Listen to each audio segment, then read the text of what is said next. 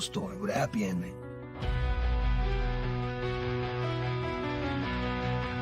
We're gonna tear down the empire from the inside out. Whoever controls the drug business controls the streets.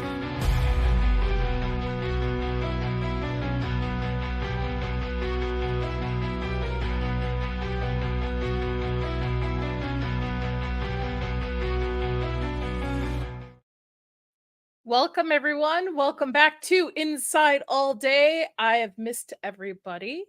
How's it going? How's it going, Chris? Welcome back. Hello, wife. How are you doing today? I'm doing great. Today we have an awesome show. We're going to be discussing HBO's Penguin, episode 1. I have a fantastic panel.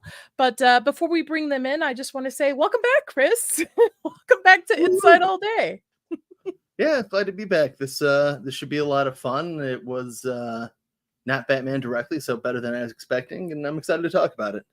Yeah, you and I have the same ideas about Batman, so this will be interesting because we have a great panel who are huge fans of Batman, both on the comics and the movies and shows. So I'm going to bring everybody up. So Kata, Sammy, and Gooch, welcome, guys. Hola. Ahoy, hoy. Oh, Siri just picked up on me. Always, man. I don't know how she picked up on me, but welcome, She guys. liked the I'm very penguin. She wants to excited to join. have you guys on here. Sorry? Big Go ahead. Brother's always listening. Yes. Uh-oh. It's Am I like, okay? oh, they're spying on you. It's like, no, I actually pay a fee for them to do that. Sometimes I'll say something and then in the middle of the night, Siri will answer me. And I was like, wait a minute, I did not ask you a question. What is going on? Or even worse, it was like, it does like the spinning thing, like when it's listening, and was like, no one was talking to you.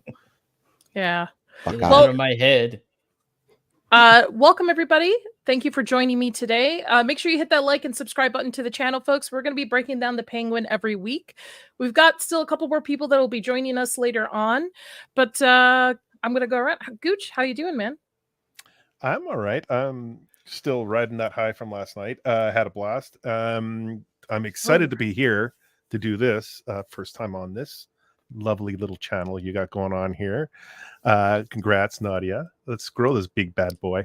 And I'm excited to talk about the Penguin and dive into this. And I'm curious to hear what everyone has to say. Yeah, me too, especially about the flying rat. Sammy, how's it going? No, when I was Nathan Fillion. I will use the mute button. I will use it. Sammy, when I was conscious, I really enjoyed our House of the Dragon stream. So I was very much happy to talk about a property that I do think is going somewhere. Even though, to be fair, I thought that season 2 was gonna go somewhere. It just fucking didn't. And but I'm hoping that this property is not the same. I love the way that you run your ship, and I'm looking forward to this, and also our not Dusk Till Dawn, Salem's Lot stream that we're gonna do together. It was like I know this is definitely that's definitely something more in your wheelhouse. I feel like this is something more in mine. So yeah, I can't wait to shoot the shit with you again. And like, we got a lot of reoccurring people who were on the House of the Dragon one. And I had a phenomenal time doing that with you. So thank you for having me back. By the way, I'm not on the House of Dragon. Fuck that shit. I hate that shit. Believe me, after season 2, I'm with you on that. One of the reasons that I'm happy to be here. What's going on, brother? What's going Hey, on, guys? Nick, what's going on, man? Oh, You you made know, it. life. You made it. I did. Oh, look, there's an Amber Alert. Oh, maybe that's why my phone went off. Kata, how are you doing, man? I'm all right. I'm trying not to think about food at the moment because I'm on a diet. So, Oh, bro. it's So, you been don't mind on- if I eat my steak in front of you, do you? I'm just gonna look at something else. So You mean that's the fine. carnivore diet? Carnivore? Yeah, Oh, I'm you eating really once a did? day. So I just ate not too long ago, and I'm already thinking about food. But yeah, this is great, man. I've been looking forward to this. I've been looking forward to the Penguin. I love the Batman. I love Batman. So this has just been. I'm just ready to talk about it, man. So ready. I am. Oh, too. we got Vex, the ankle biter. Yeah. Hey, So- make sure that y'all like the stream, or Vex is gonna bite your ankles. oh, that's true. How Oh tall are you? no, Vex? Vex, you had all night last night to spout your fucking nonsense. I'm talking. Now's my turn. Vex, guess what? This is what I can do. There you go.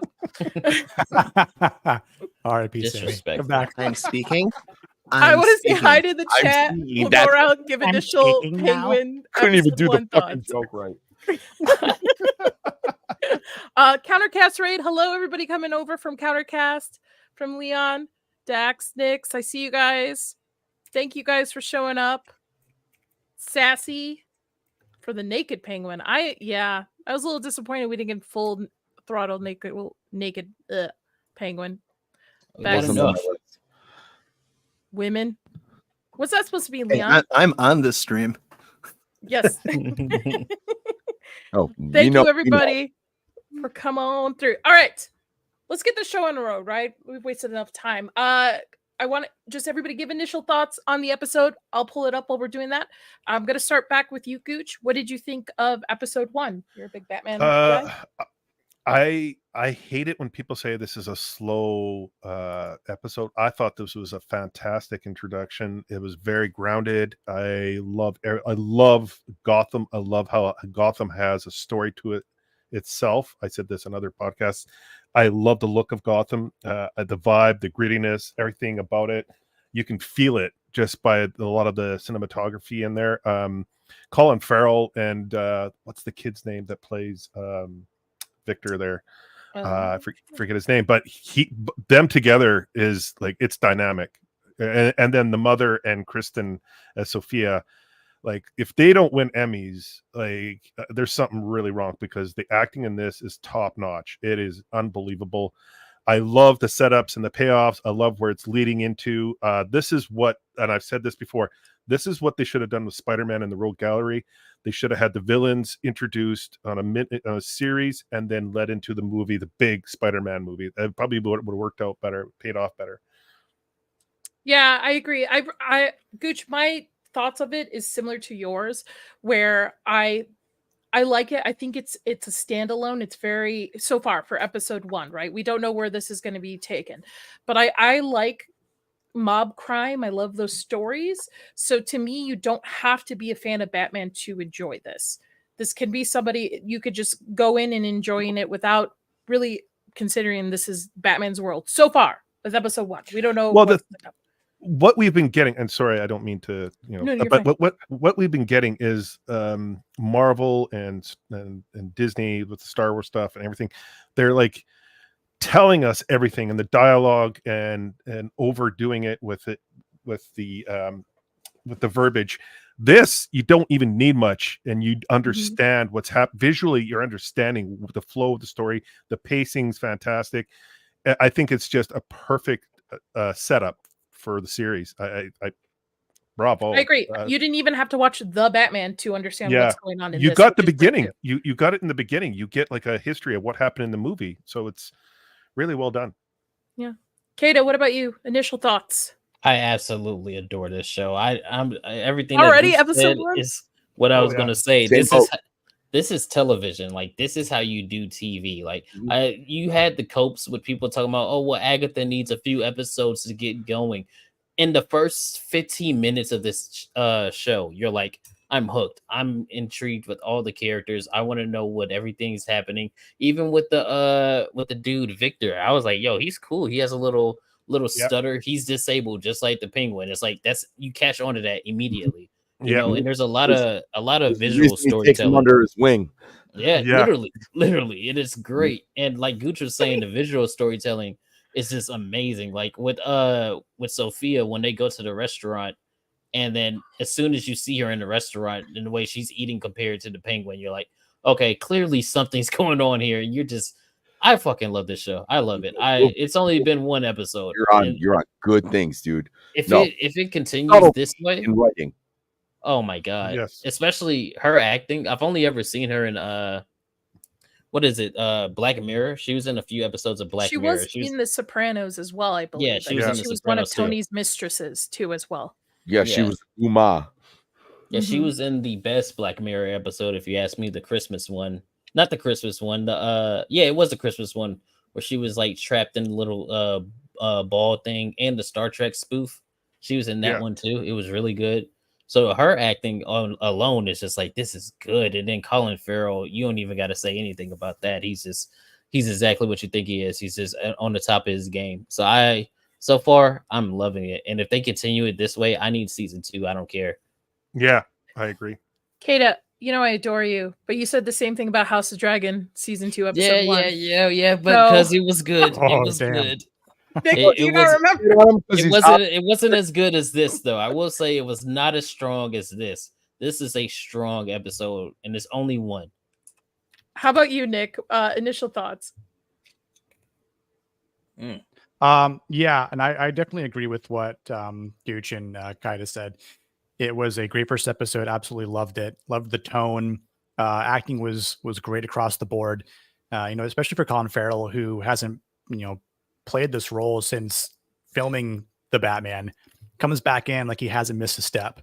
And to hear that he had to watch these happy time, movies like Toy Story or something like that, just means that like the level at which he went to acting wise kind of reminded me of like what Heath Ledger did with the Joker. Like he had to take himself to a certain place to kind of get into that actual character to deliver what this, portrayal of the Penguin should be in the gritty, dark terribleness of Gotham City. So I have high expectations now after this first episode, unfortunately. But I think if this is giving us any sort of insight as to what we're going to get for the next 7 episodes, I'm stoked. Definitely going to be a lot better than House of the Dragon season 2. That's for damn sure. And Agatha, all gone wrong. All gone wrong. I like that. All gone wrong. Did you guys not get the vibe of like The Wire and? Oh, 100%. Oh, yeah. I got was just 100%. I got a bunch of Soprano vibes.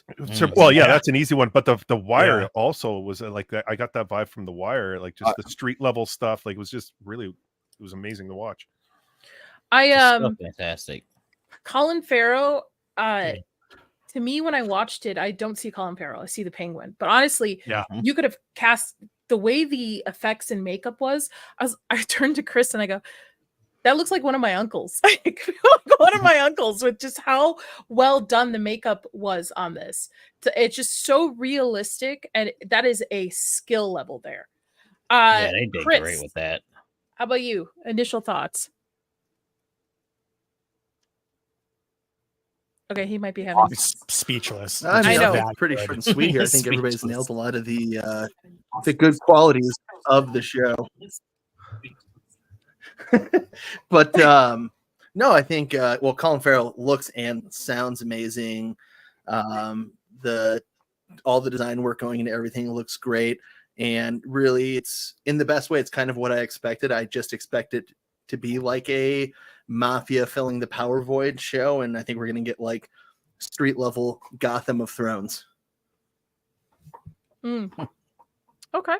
All right, Sammy, I'll let you finish this up with that's initial. what I think.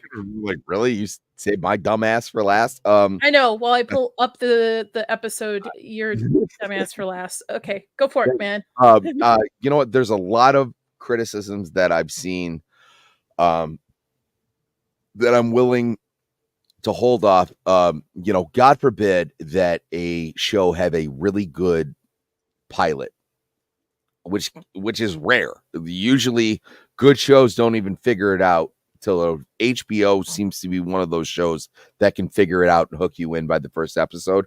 That's fine. They're playing into a movie that I didn't necessarily care for.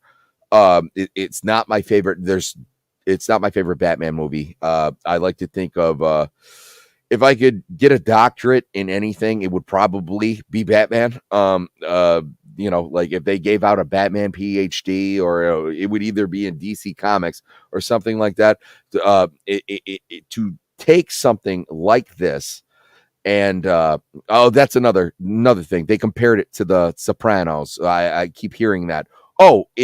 You're comparing it to one of like the greatest shows of all time.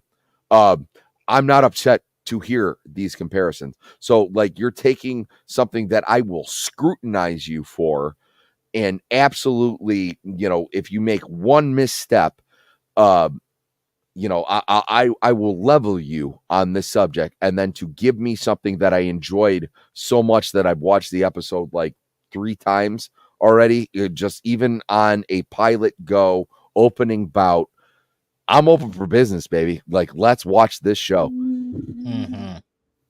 Yeah. Well, I love everybody's initial thoughts. I think we're all on the same page. I am cautiously optimistic on this. Okay. 'Cause Can I just interrupt there? Sorry. Yeah. Why are we cautious? Because like we're because not of getting HBO. I can well, tell you why. yeah, because like I would understand if we had hints of Mhm. failure or hints of DEI, whatever we want to call it. But this, and we are going to get lulls in this series. I understand Oh that, yeah. but like, there's going to be no Batman in this. That there's going to be no Robert Pattinson. We're not going to see that part of that part in this series. So this is street level Penguin. This is going to be Mafia. This is going to be a War of the Families. Like, this is going to be it's leading into a fantastic start, and it's going to probably play out to be probably one of the great series of the year. I don't understand why is everyone so cautious when we're not going to even see Batman. I can answer that. It's not so much seeing Batman, and it's not so much the story that they're trying to tell. I agree with you. They're trying to tell a street level story of a character that doesn't usually get a huge spotlight, right? At least in physical media. So they have a lot of leeway to utilize it and do it the way they want. I'm not saying the source material is bad. I'm saying HBO. That's who I have a problem with. I'm cautiously optimistic because of how butchered they did House of Dragon season 2. Because I kind season of 1 agree was with you. yeah, season 1 was fantastic. Whether you like it or not, Gooch, fans loved season 1 of House of Dragon. My worry is that and then we were set up for season 2 and it just completely bombed. So I am just cautiously optimistic because I want to see I think by episode 3 I will know where I stand on the series. I like this first initial episode. It makes me want to sit down every Sunday and block my time out and watch this. So did House of Dragon until it fell off. But I think for myself, it's just to counter that, I just like I saw the writing on the wall when it came to season 7 and 8 of Game of Thrones, and when they announced House of the Dragon, I was like, no, I'm like I'm gonna try it, but it's just like I knew it was just a matter of time that they're gonna fuck up that series because they were rushing everything. I just felt like I felt like this is not going to be worth my time. This has my attention. Now, if this was going to season 2, then I'd be cautious. But as of right now, I'm really looking forward to this. Yes, it's HBO, but HBO tends to always put that one series out that everyone jumps on and says, "Holy shit, this is the best, one of the best series out there."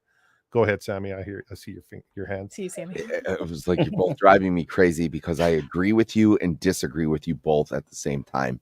I honestly think House of the Dragon is a great example.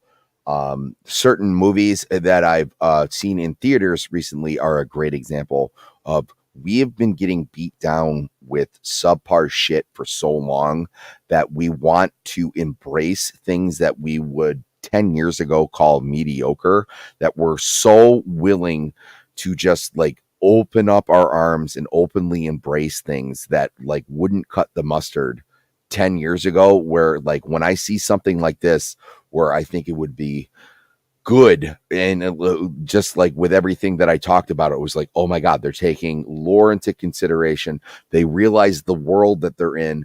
You know, it was like someone who's in the writing room is doing their job.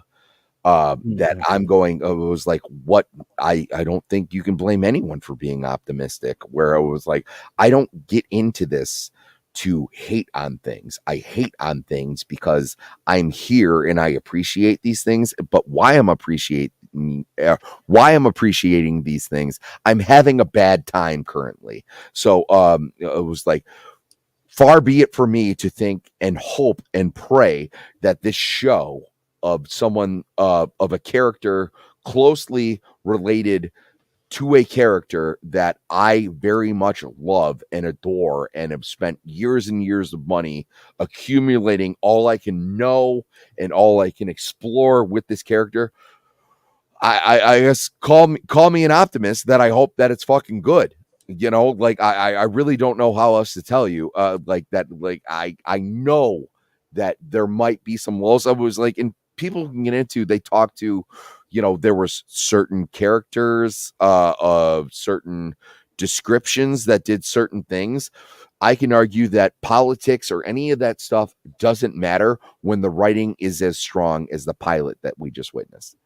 Yeah, I don't even see that any of those kind of flaws in this. No, they No. added it in because they kind of want to go, because they want to compare, because it came out at the same time. So they're talking about Agatha. So like, I don't know if you guys saw the like, you know, Agatha was nude, the Penguin was nude, and it's like, oh, really? You want to go tit for tat on this? Yeah. We're talking about one who's getting tortured and the other one. Yeah. In front of a teenage girl. In front of a teenage girl, also in a TVMA show that's meant for adults, you know, in against a show that it's on Disney Plus and was very much saying meant for kids. And also, I don't want to throw this out there, they said it was the gayest Marvel show ever. You know, it was like they wanted to hit all those points before. No, they said, screw it. Did you like Colin Farrell in the Batman? Well, guess what? We gave him a show. Show up and see. There's a huge difference, because they came out and they pushed. They said this isn't meant for you. Like, and so, just one side note, like Vex said, HBO doesn't put out series like that anymore. They put out Scavenger's Reign last year, if you remember, on HBO. Every year they have that one series that hits, and this is the series I think that's going to hit, because everything that they're showing and leading into here is a banger. Like, there's no flaws to, like, in my opinion, no flaws to this. I agree with you, Gucci. I On agree. the first episode, everything hit right for me. The cinematography, the acting, the storytelling, even the little jokes and jabs, especially as someone who doesn't necessarily like Batman as a character, I can appreciate this series for what it is, and I hope it stays at the momentum that it started off with, or even gets better. I'm cautiously optimistic because of HBO. That's the only reason. But we're like that with everything, and I understand that. But and I was actually optimistic about this. I was like, okay, let's see how. Don't Gooch explain to me. You listen. If I have to, I will. If I need to speak Guchanese, I will. Get Gucci. It's okay. Because I was kind of holding my breath watching this show the other day, and I was like, holy shit, this is really good. Like, even this part right here, when the sun is rising. Just the cinematography. This is how you set a tone, man. Set the tone.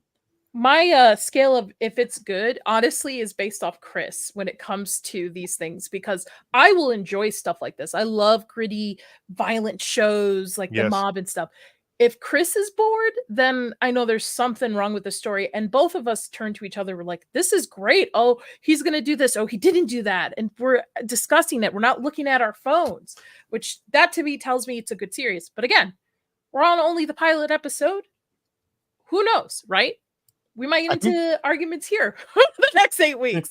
Does anybody know what's the next big HBO show after this that they're going to Dune. Prophecy. See, that is what you could be really cautious about. That would be something that I would say was like a prime example of like, because they could go totally off the rails. Like, you have been serving me like shit for years and years and years. I was like, I could probably, if you gave me a synopsis of each episode of the Benny Jesuit fucking show, I could probably, there's nothing I hate more than watching a show and then just before a character says the line, I was going, he's going to say this right here. Yeah. And then they do it. And I was like, I'm going to feel like that. I feel like I'm going to feel that for a lot of the show. It was like, I don't know a ton of Dune lore, but like I've known enough where I know the world that it's set in, all that stuff. It was like, I feel like I'm going to be nonplussed about that show. And you know what? A year ago, I would have told you that a show that I'm nonplussed about is good.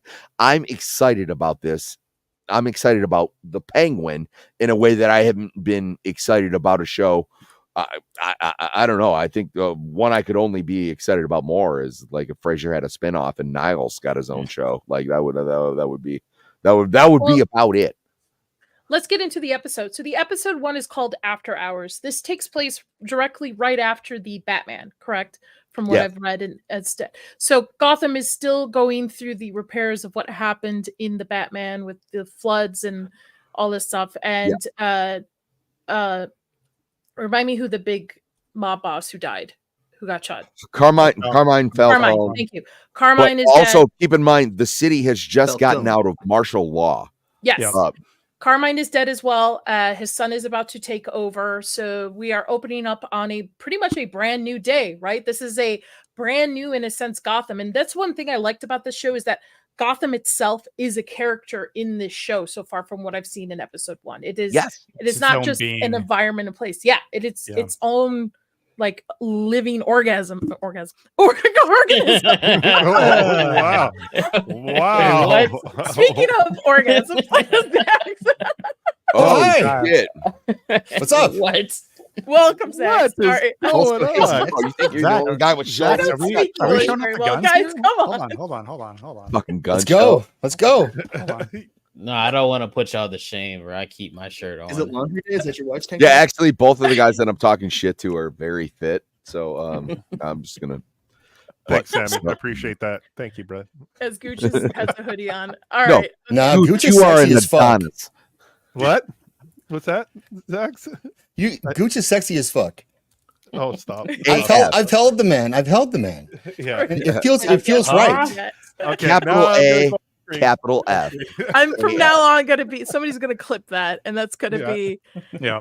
Batman 3: The Rise of the Living Org. I'm just excited. Zax is here. Like he's the new lead singer for Queen. Look at that. Fuck He's yeah. like rocking. Yeah, look at that. If I could sing, if I could only Yeah, sing. Man. There I'd you be go. such a star. Oh no, I don't know about that one. But Stop me now. All right, so we're getting into the episode. All right, not orgasms, organisms. There's a difference between Winnipeg and Wannapeg. ooh. Uh, I would be a giver, though. That's the thing. And I want you to try to get away if you can. Like that helps me. So Maybe run that's a little what's bit. wrong. That's Hashtag what's wrong power with our bottom. relationship. We're This both is not the givers. That's stream our I thought we were relationship. gonna- Oh no. Ugh. Yeah. So penguins, they're Yes, great. Penguin. Let's get back to Penguin, right? They orgasm too. It's exactly Yes. the same I thought They it do. would be. So we are getting a bit of a recap from the Batman. We're getting the recap of the Riddler, what happened. But what I like about this is a very short recap in the beginning. But honestly, it's not even needed from what I've seen of the rest of the episode. You could literally dive in, like I said earlier, even if you've never seen a Batman movie in your life, and still enjoy this for the way the storytelling's put to place. Well, this is an homage to Frank Miller, The Dark Knight Returns, how they, put the newsreels in there and they give you an update of what's happening. So, like, that's the sneaky little Easter eggs you're going to see throughout this first episode. See, I'm glad I put this panel together. I am not a Batman fan, but I'm glad you all are. No, it's Well, all right. it's You're allowed just to be wrong. they set up the show in less than a minute. They set up everything that's going on. Yeah. And they it's get like right this into is how you tell the story. They're like, hey, Gotham was flooded. Hey, we got this going on. We got that going on. It took Agatha 2 episodes. Mhm. All right. And we still have no fucking idea what's happening. And you also had to watch WandaVision and Doctor Exactly. Strange Exactly. Multiverse of Exactly. Madness to even Take notes, understand Marvel. it. We were able to do this and not have to do homework, where all Yep. you had to do, like, just simple lines, almost like if you have someone who's competent in the writer's desk going, like, that scene where Oswald's looking around and goes, look what this madman did to the city. Well, I don't need to know what actually happened in the last movie. I can assume that someone who was not sane did something bad to the city, and now everybody who lives in it is feeling the consequences of such a thing. Oh my God. By the way, I like this shot that they utilize in this, which this is like the outskirts of Gotham, but this is where all the rich people live. Yeah, We're the not best. affected by the flood at all. Diddy's house right there. middle. And, Oh, yeah. yeah, baby oil mansion. Yeah. Right there. Yeah. That's why we don't see Batman. He's taking care of Diddy. But I love James, because it shows you the contrast of what we're actually going to be dealing with this season, which is the more street The one with level, the children in the back gritty. waving for help. Oh no. Batman. God The damn it. Diddler's at it again. I'm gonna get fired The tomorrow. Diddler. I'll walk in, my boss will be like, have a seat. And I'll be like, why? They'll be like, you know why. And I was like, yeah, you watch the show. Great. I'll just take myself out. I'll bring up something quick before we go on because I want to talk about. I missed the intro, so I'm taking over now because whatever. I wanted to say, like, when we're watching this again, we're going through it again. Think about, does this work without Colin Farrell? That's all. Like No. as I mean, like casting someone else. As Penguin. Yeah. Does it Didn't work he if it's play somebody else? Bullseye? No. Well, he's an amazing Did bullseye. play Bullseye. Yeah. Yeah. That's like saying, if does Sopranos work without James Gandolfini? Because, yes, no, that's true. It does. Possible. Yeah. No, I think agree. it's perfect. His the way he plays that character, like the nuance he does through the makeup. I don't know how that works. Nadia would, but man, like he's like. So and Christine Milioti, I love her in this. She's got that doe-eyed Bambi look, but she's a killer. It's a great Yeah. combination. Yeah. look at that. the big- Everybody's gushing over the woman. No, but It's about right, time. even from the opening shot, it establishes Oswald's like motivations, where they're showing these big ass houses of people of the haves, and he says things like these people were born full, and they're not doing it in a political sense. It was like they're giving you the idea of this guy wants what other people have, and he's going to do whatever he has to do to come and fucking take it from them. And I love it. I want to hear from Nick for a second because I know Nick's been trying to get a word in. Nick, Sorry. what are your initial thoughts? It's okay. It's okay. No, I mean, the one thing I liked is I actually went back and watched the Batman, and when you see the way Oswald Cobblepot tries to manipulate not only Batman and Gordon, but the way he's talking to them, and then the way he handles everything with Falcone, like the way it's written in the Batman from Matt Reeves is well translated into the show, and it's not even Matt Reeves writing the show, right? So you have a completely different writer for this show that's mimicking what Matt Reeves created, and that's what I think other IPs forget to do. And I mean, we've all seen it, right? With Marvel, with other DC shows, with Star Wars, with Lord of the Rings, right? Like they forget the adaptation that, say, like Peter Jackson did from his trilogies to the Rings of Doo-Doo. And I think for so far, obviously with this one episode, they haven't missed a beat from the movie itself. And I get it, not everyone loved that movie, but if you're taking a character out of that scope and putting it into his own line, like he's in his own limelight now, it's either like a do or die stance. Like this is a one-off limited series, so you can put literally everything you have into it, writing, acting, you name it, music that coincides with one another to actually deliver, on every episode. So, I mean, kind of like what Zach said, without Colin Farrell at the helm, I don't think this show does well. If they would, I don't think he would have stepped down from doing the role after the Batman, of course. I mean, why would he? Because you just wouldn't make sense. I mean, I know he loved playing. Yeah, he had a great time. Yeah. Obviously, as dark as it might have taken him to a place where he doesn't want to be all the time, if this is just a one-off, and I don't know, is he confirmed to be in the next Batman movie? Probably. There's been We rumors have of- nothing but speculation. Yeah, rumors Yeah. of who's supposed to be the villain and stuff. I mean, can we'll see find them- out. I'm sure he'll be in it to a degree. He is. He's in it, but he's not going to be the lead villain for it. Yeah, you that's would kind of fine. assume it'd be like what if Heath Ledger didn't die, what his role would have been in The Dark Knight Rises, where the Joker wasn't the main villain, but they definitely had things that they wanted to do with the Yeah. Joker, where they had him running around and stuff like that. So By that's the way- oh, sorry. sorry. Go ahead. Same. No, I'm saying that's all I can infer. I was like, if you want to talk about like speculation, I have on like good things. They've narrowed it down to about 3 villains, and they haven't made up their mind yet. I think it's a smart decision that they're going through and doing. Keep it quiet. I hope this is a limited run. I don't want this to be like a 5-6 season show. I want this to be 1 or 2 seasons at the most, and then do another season where you focus on a different character.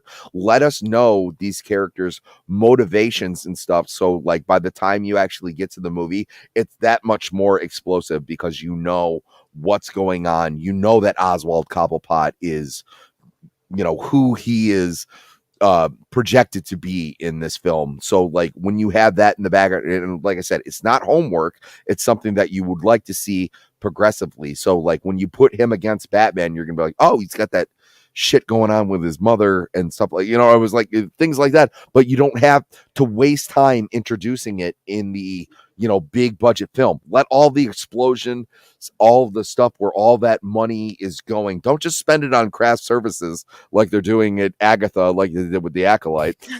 Actually make these actors earn their fucking I'm money. changing the title to Review the Penguin, shit on Agatha Street.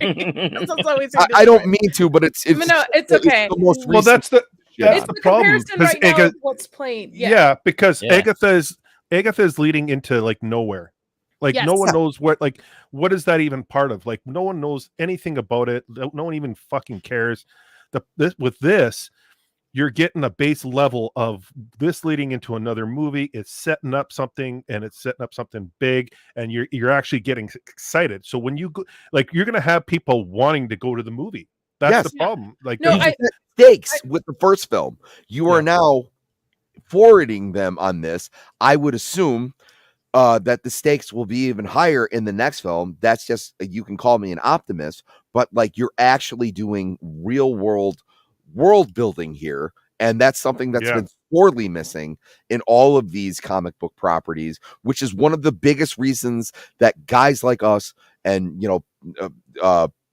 people with front holes who may or may not be called women enjoy this stuff, because there's lore around it. There's things that we enjoy. It's because, it's not because of and then it's like they did this because why? They did this because why? And if you know the characters and know the stuff, it should make sense. And when it doesn't, we get mad. So two things I wanted to say. Two things. One, I was very surprised that the creator of this is a woman. The writer, showrunner, creator is a woman. I was very surprised by that, especially, and to me, it gives me hope as a woman in this kind of space that there are women there who don't have an agenda, that just want to tell a good story so far. And the second thing is, this is what Marvel wishes would have worked for them when they were doing shows and movies, where bridge. This is a great, I don't want a season 2. I don't want a season 3. I would rather them lead into the movie and then maybe do a limited series on someone else that would lead into the third one. Cause I believe he wants to do a trilogy series. I don't need any more Joker. Joker's played out. I want to see other characters evolve a little bit. Have him like that. I like that they're keeping him in the background. Do that type of stuff. No, but I don't want him to have. But you raise a great point, Nadia, and a lot of people forget about this. The Daredevil like Netflix show and everything, that's actually in the MCU. Like they reference stuff that happened in the first Avengers movie in those shows, where I was like, that's a wonderful approach to do, but like you really have to commit hard, and you have to be sure that you have good writers, solid writers who are paying attention to what came before to come after. Because like if you don't, it becomes, well, let's just face it, the MCU that we have right now, which is a jumbled mess, where Goose, you said it great. Who cares? Who cares what Agatha's going to lead into? I don't know what it's going to lead into. I kind of have an idea, but because I've read some of the stuff on the Witches Road. Anyway, all right, let's get back to the episode. So, Falcone's dead. Son's going to take over. I really considered this guy was going to be in a couple episodes. Did not see Penguin just knocking him off the board right away. But I liked that scene because it showed what I like about this series is that you have sympathy for Oz. You're kind of rooting for the bad guy here in a sense, because you'll see little bits of his personality and how dark he really is in certain scenes throughout this episode. And I love that. I'm always rooting for the bad guy. Not an anti-hero. I don't think he's an anti-hero or whatever in that realm. I really think he is a villain here, and he's just playing to what his needs are in the end. Like Oz is just looking out for Oz and his mother, and that's pretty much it. That's what I picked up on. People, I don't even know if he cares about his mother that much.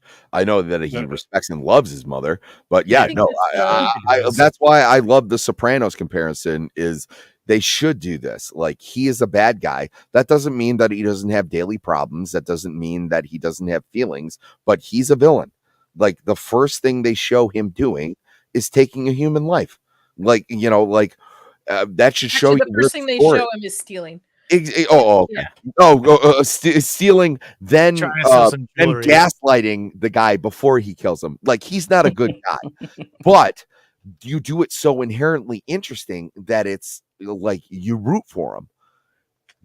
Every one of Batman's villains should be like that. There's always should be a reason besides. That's why it's hard. To stop comparing it to Agatha, because you have two shows where both of the main characters are antagonists, but one is clearly a bad person, but you're still into what's going on because they make you interested. And the other one, they say she's a bad person, but she just comes off as annoying, so you don't even want to watch it. It's like night and day. It's kind of hard to not keep comparing it, but one is so excellently done, and the other one is just, what the hell is this? I always use Batman the Animated Series as like the golden standard, and like people tend to forget, like, that show took a lot of liberties with a lot of characters. Like, the whole thing with Mr. Freeze and his wife and all that stuff that didn't exist until you had like these talented writers come in and do these things. I don't care when you take liberties with the characters, but like, if you're gonna have the character exist in this world and convince me, I want you to treat the characters with respect. And like, I don't want to feel like you did it just to do it because you think it's gonna sell a couple issues on, you know, issue 1 or the pilot. Like, none of this felt that way. All of this feels authentic. Like when what's coming up here with the way that Oswald acts after all this, they're shooting the shit. I was not surprised with what he did. Okay, I'm gonna step in. Because like this is the combination of the Long Halloween, because you're seeing the son come back after his father dies. You see that in the comics in the Long Halloween, where I believe it's Mario that comes back because he's been cast out. He's been sent to Italy. And he comes back, and so what they've done with Alberto here is they combine the two brothers, like the mate, because the one brother is an addict and he's a playboy and everything, and the other one is a recluse, and he wants to be educated. He doesn't want anything to do with the family. So they kind of combine the two, and this is where you see the hints of the Long Halloween. That's why we said read the Long Halloween. Well, the Halloween is very much a Godfather. Thing as well. So like, but you're also getting, and we'll see this more and more as the episode goes along, they're saying things to each other without saying, like, read between the lines. So like, this is a chess game that they're playing. That's why when he insults him at the end and he does his Nadia, I'm very glad that you're reading those. I think that's some of the best. You mean this one? That's some of the best Batman stuff. That's what I suggest to everybody. And I have Court of Owls too on my Kindle. That's good. Great don't read Court of Owls unless you like Long Halloween, because otherwise you don't like Batman. My mind of Batman. I think I'm with Erwin. I was watching Badger earlier. Maybe I haven't found my Batman, or the comic that is my comic for it, because all I know from Batman are the movies, the cartoons, and White Knight is the Batman for people who don't like that. I was gonna say, like, what are you looking for? It was like Batman Beyond was like you just had in your hand one of the greatest pieces of Batman like literature that was like the best. And by the way, I worked on the Dark Knight too. I was an assistant on that too. Okay, which is great. I wouldn't even say that that's a really like great representation of Batman. Like, I like that they played it close to the vest, like the French Connection. But Batman also has this adventurer aspect of it. Like, all of it comes to task in the Long Halloween. And like, honestly, I tell people, they go, should I read year 1? I go, no, read the Jeff Loeb, like, you know, Jeff Loeb. I know, I do that all the time. I still because of the fucking movies, I say Ra's al Ghul. It's Raish. you know, but You're Gucci-easing. I'm Gucci-easing. Gucci-easing, but I'm Um, saying, like, if you don't like that, you probably won't like anything else, because I will say that's probably top 3 greatest Batman stories to exist.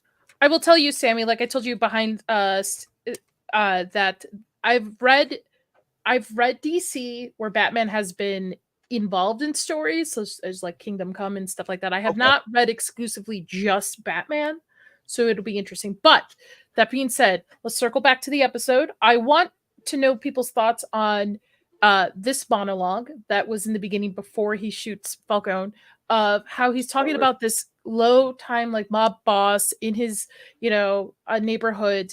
It gave me a lot of Sopranos. I know that's a reference we're going to be referencing a lot back, but I really liked this monologue. I thought it was very powerful, and I loved seeing almost admiration in Oz's eyes for the guy that he's talking about, and the fact that he's being disrespected at the end.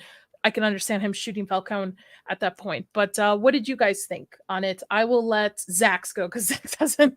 It was I thought it was a great monologue, and it's very visual. His description. Uh-oh. Did we lose? As soon as we're like, "Hey, Zach, you get to talk." He brought it across, but it's. I thought that was well done, and you could see him sort of building emotionally. And when he gets disrespected, he does his thing. But I really loved how he reacted after that, like the subtlety of the change from, "Oh, I fucked up, didn't I?" And he starts slowly to back down from that high, and then he gets upset with himself. But like, you see the whole arc of emotions, and the description, it sounds like he really wants to be that guy who's respected on the corner. I thought initially he was trying to, convince this guy to take that kind of approach, but I think he really was talking about himself. Yeah, I agree. Yeah. Kato, what about you? I loved it. Like Zach was saying, the way that he was describing it, you could see everything that he's saying, and you could see it on his face how he's like he wants that to be him, and how he's the way that he's talking about it. He's just really admiring that guy, and for the little dude to be like, as disrespectful as he was to him. Yeah, it's like in that moment, it was probably an impulse moment, but it's something that he wanted to do, which we hint on later on. And I think it's really well done. I like the monologue, and it's like it's an example of how you could just have characters talking, and there's things happening, even though there's nothing happening physically. There's something happening because of what they're talking about, and I just love it, man. Gooch, how about you? I know this is a little bit of your background, right? A little bit. A little bit. Yeah. There's a lot of foreshadowing here, and there's a lot of there's some hints of history in there, but when we get into it later, but it just seems like it's like, I want to say like maybe his father that he's talking about, or his uncle. There's some kind of ties in there that we might learn later on when he tells the story of someone that he admires, that he's looking up to, that he wants to be. And then of course, the ring. I mean, that's foreshadowing right there. So there's so many layers here. If you watch it, this conversation, you're just like, this is like acting. Everyone should be watching this, because this is acting. You're getting a history of what's going to happen, or what's going to happen, and what has happened in this series, in this time, and it's really, really well done. Absolutely. Yeah. Nick, how about you?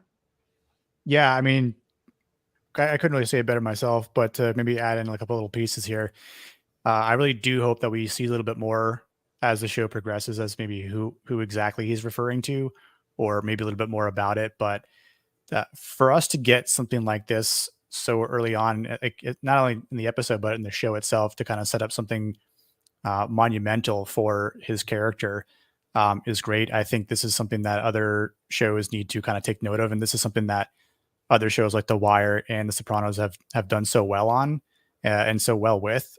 And again, once I saw his reaction to what Alberto says, I couldn't blame him. It's like, if I were, I'm obviously not Oz, but if I were, I would have done the same thing. I can't blame him for it, right? But and that's when I went, oh damn, okay, so like this is villain Penguin here, where you can't really cheer for him, but you kind of want to see him succeed in a way, which is just really weird to say. and commend him for that monologue. Well written. Yeah. Chris, do you have anything to add? No, being towards the bottom of the list here, I think everybody pretty much nailed it. I think the way he talks about Rex Calabrese and the respect that he had for him, and the respect that the rest of the the community had for Rex. As we're all saying, I think it's not just that Oz wants the power, that he wants the respect at that level. So yeah, as soon as Angela laughed, I went, "Oh, I know what." I felt it. I'm like, "Oh, I know exactly what's about to happen." So I think it sets up some pretty interesting Marty McFly, "Don't call me a chicken" dynamics maybe for later in the show. I like that comparison for sure. By the way, if I take a screenshot of just this shot right here, I would say it's my dad dressed up as a costume for cosplaying as Penguin. Right, Chris? A little bit more hair. 100%. But like even when I just I have held my hands up to just block out, to just look at the eyes. Even when I look him just in the eyes, I can't see Colin in there. Yeah, this makeup is fantastic.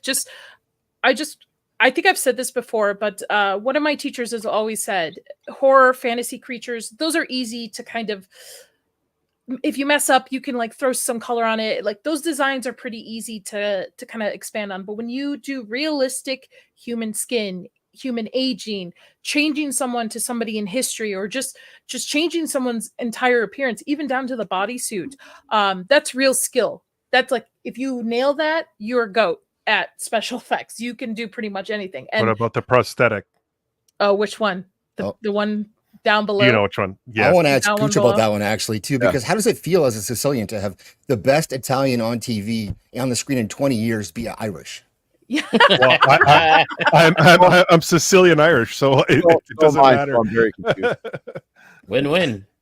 Yeah. No, what I was going to say about this interaction here is what I said about the opening shots of the big houses and the hunger that Oswald has.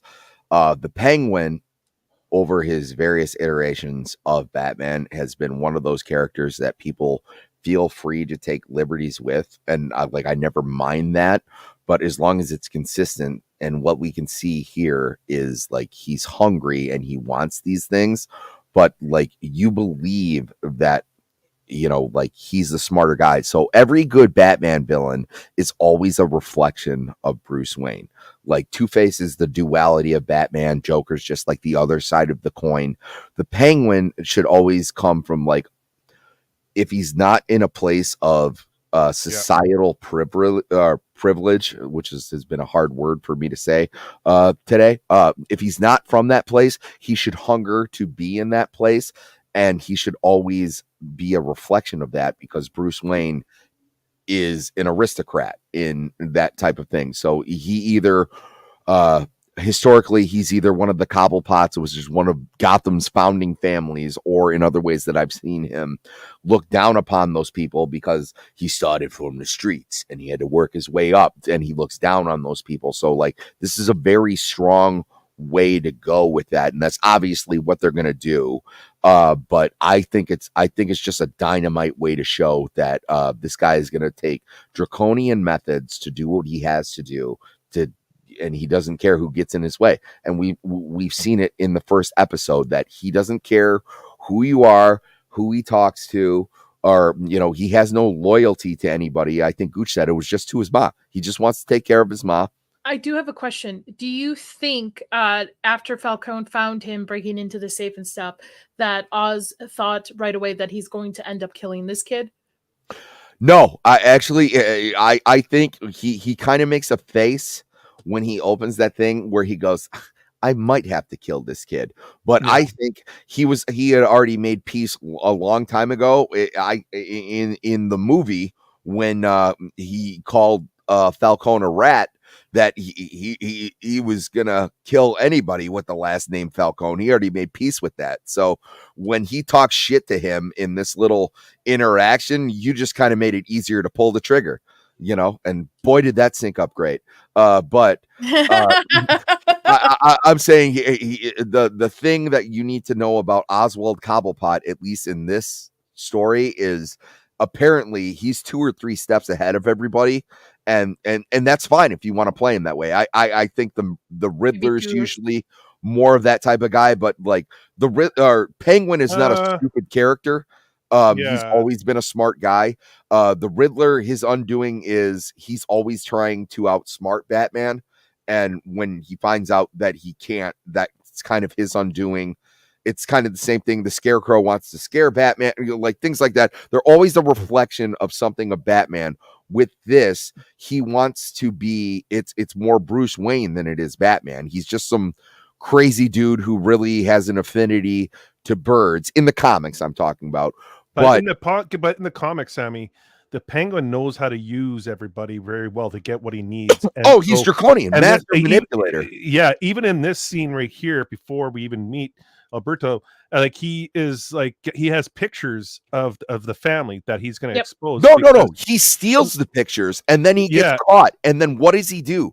They don't like have like this big blow up fight. He sits them down. He feeds him drugs. They're having drinks. This man is a manipulator, and it was like, so I wouldn't be surprised he's shooting. When he gets caught that he had already planned that might happen in the at this moment. At this moment, he's exactly. He's killing 2 birds with 1 stone. No pun intended. But it's just like, how do I get the control of the family? Well, I have everything set in place right now. The one piece that he didn't expect was Sophia. Yes. Yeah. No. That's Sophia's the chess piece. Yeah, that he didn't expect being played on the board. By that way, we're about an hour into this stream. We've got 70 people watching between YouTube and X. Thank you, everybody who is watching. Please come on over to YouTube. There is a poll going on in the chat. Let us know what you're thinking about the episode, and hit that like and subscribe button. Trying to get to 500 by the end of this year for this channel, so please do so. That being said, we're going to get back into it. We're not that far in this episode. I love all this Batman information and history on it. I actually will start The Long Halloween tonight because of this, so I will see if I like it. But I really liked this opening scene and this setup because I did not expect him to kill this kid right off the bat. I thought this was at least going to be a player for a couple of episodes on it. So to me, I think it just shows that sometimes he can be brash and rushed in his decisions, but he's like a bullshitter. He can always talk himself out of things. Well, that's the character that's dead in the comics. That's that's Holiday as in the thing that you'll read. He's not the most important character. I would argue Sophia is, but they even went a different way with Sophia. So it was actually, like I said, they didn't stick to the source material, but they respected the characters enough to even write them differently, where I go, I don't care. That's good. Like Sophia Falcone is like a fucking powerhouse, formidable woman that even Batman might have trouble like fighting hand. We were looking up information on her. Like she's the Hangman. Am I right? I don't want to do that because I want you to read it, but I'm saying like if you walked up to Sophia Falcone and like in a dark alley, like you should be scared shitless. She is a giant woman who could pick you up with one arm and just like me. I'm the Hangman. Anyway, I wanted to also point out this title scene, which I really loved. This transition from this to the body bag being in the thing right here. Yeah, this is so well done. I'm a sucker for good title scenes. I'm also a sucker for a good palette. This entire show so far has a great color palette added to it. My only complaint, as always, HBO, I hope you're watching and listening, fucking learn how to lighten your shows up a little bit, all right? Okay. I also don't like when they start a show just before the credits and they go fuck, and then like it leads into the show. Like I think that's a really outdone trope. I thought it really worked here. It does. Yeah. It does work because it's the grittiness of Gotham, similar to Hell's Kitchen with the Daredevil show. Very much you want the dark, the disgusting. Yeah, but it's just like you made an impulsive decision. Your fucking set's better, folks. This was throwback HBO for me. This seemed like it really was 10 years ago. I had to light my TV. I had to like figure out how to like bring it up for better or worse. For better or worse, throwback HBO. Well, I would argue 10 years ago would probably light a television. Can we Yeah. talk about the score of the episode, please? Yes. Because Yeah, I the love the music. music, man. I know I said Oh it in my our chat, God. but every piece of music is well placed. Like every song that was introduced had significance of that scene, and you don't always see that with a lot of shows or movies. Really, I mean, it's just, I mean, like Gladiator as an example, like stupid, in my opinion. But I mean, yeah, like you've got like the 9 to 5 with Dolly Parton, which was fantastic. That's the best placement of any song in any Dude, show. it's And so you know what? freaking I thought it was just a It ain't good no way to make it ad, work. but when they ended the episode with it, I was like, God damn it, they're actually paying attention to what they're doing. This is so good. Yeah. Like I lost my mind. Sorry. I want to ask my husband, how is his trigger form with his gun? Because you're a sucker for that kind of stuff when it comes to TV. No, like she's bringing this up because I complained about the Batman a lot, because anytime a gun came out in that movie, they had to like re-rack the slide and play with the gun and all that. I think the general use of firearms in this is pretty good. The only thing that there's a scene where he breaks a phone and points the gun at himself for a second, and even knowing it's a movie, I still like flinched for a second. I'm like, oh, please don't point the barrel at your hand. Yeah. Yep. That was But yeah, that's not me it's with a fine. firearm. Yeah. So here we're introduced to the kid, which what's his name? Help me out His here, name guys. is Vic. Vic, right? Aguilar, I think. Yes. Yeah. Victor Yes. Who basically his building was destroyed in the Batman, where we find out later on. the whole We don't know, neighborhood. yeah, his whole neighborhood. We don't know if he has any family. It's kind of alluded to that he's on his own. He's an orphan.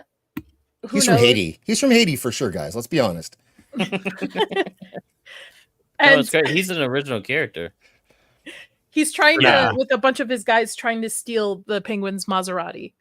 Plum Maserati. Sorry. Plum. Yeah, Plum. not purple. Yes, not purple. Plum Maserati, and he gets caught up on it too. And I could feel this is such a good introduction scene for this character with the Penguin, because I can feel the intensity and the nervousness, and like this kid really thinks he's about to die. Like I could tell just how his body language is throughout this entire scene, that he's just worried, and then his stuttering comes up. I think if he was not stuttering, Oz would have killed him right then and there. 100%. Oh, absolutely. Yeah. Yeah. But I think he sees himself in this kid. It's a handicap, which plays later on when they're taking the subway, and there's a shot where they show the handicap seats. Yeah. And Oz He doesn't sit take down. it. Yes. Yeah, which I like, because to be honest, that's shit.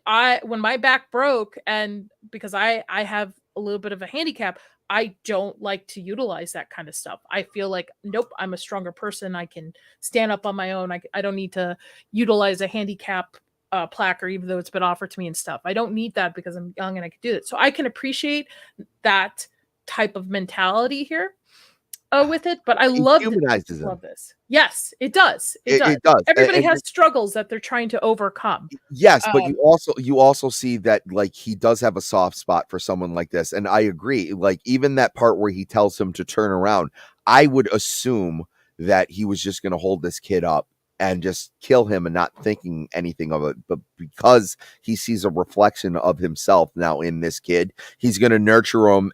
But not only that, like we heard that speech that he gave about that gangster that everyone threw a parade for. Like if anything else, Oswald doesn't care about the money. He doesn't care about anything. He wants to be respected. Yeah. And then you see this kid who comes in stuttering. He's like trying to steal rims. He even calls him out on it. And he's like, "What? Like you only got $1 in your wallet. Can you afford to think that small?" Or he's going like, "Hey, there's a broader picture here. It's a big fucking club and you're not in it. Like get with the program." Like, so when he takes this kid under his wing, Oswald loves hard. You know what I mean? So it's a wonderful thing to show. Is he the middle child? Because I know he has two brothers in this. Is he the middle or the youngest? I can't speak for the lore of the comics, but yeah, I think he's the youngest. Okay. I mean, it could be set up that he sees like a younger sibling, but I wanted to bring up this comment because I see it just came through.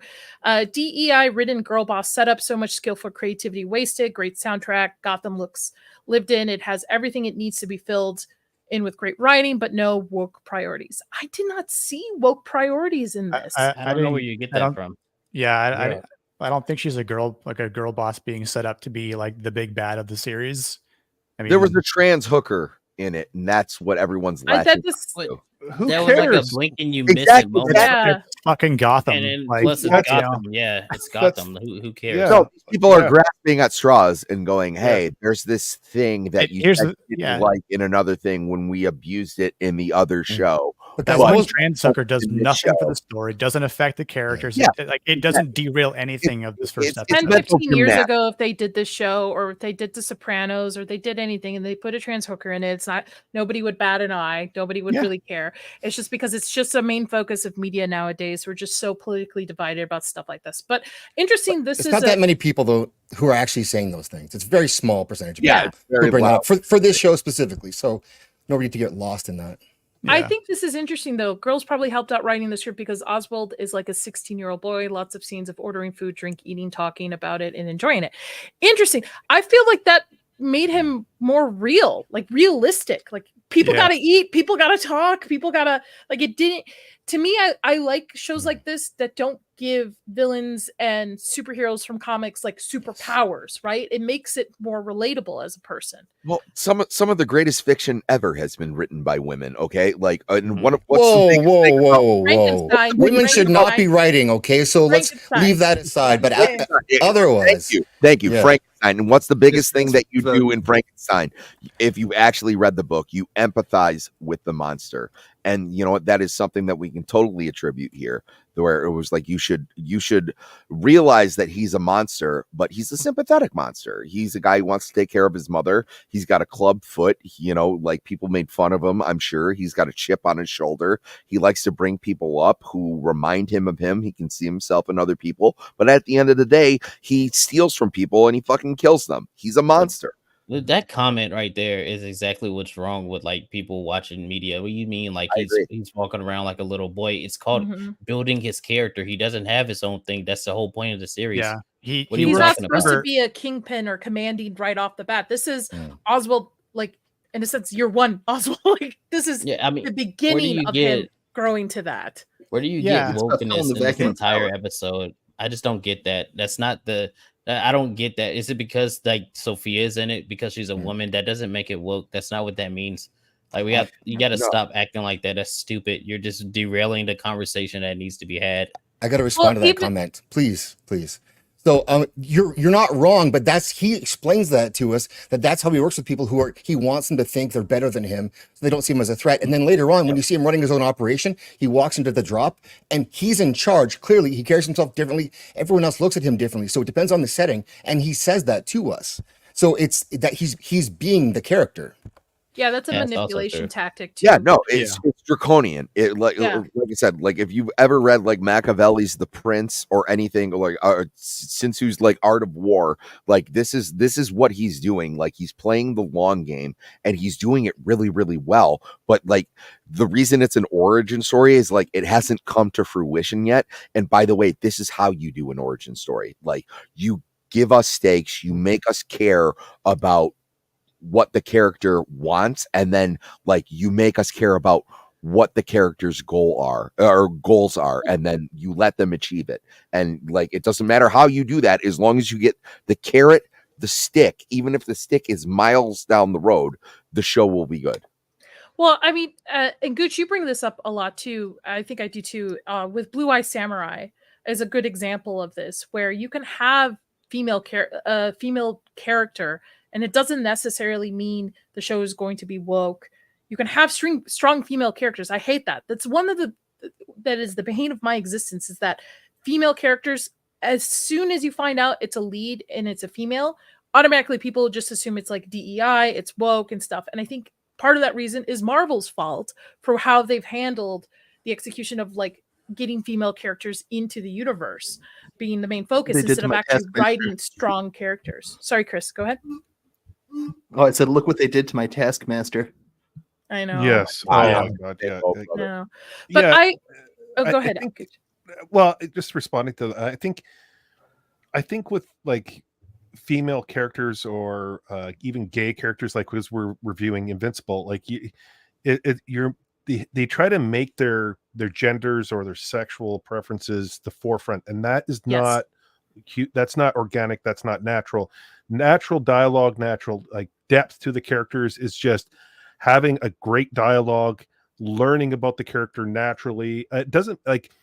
I could even throw in Working Girl from 19 with Melanie Griffith and Sigourney Weaver in that movie. Strong women in that, and it was fantastic. It was a great film. Are you going to say that's woke? No, you're going to say it's just really well written and great story. And I think we're getting too stuck on putting everything under the microscope and looking for the littlest things, and it's unfair. Like even like when we started off the show tonight talking about, oh, I'm optimistic, and I'm like, I totally understand that. I'm like that too. But this doesn't give you that cautious optimism because there's nothing there to lead you there. It was I saw that in Blue Eye Samurai where watching it, I was like the first episode, I'm like, oh, where were they going with this?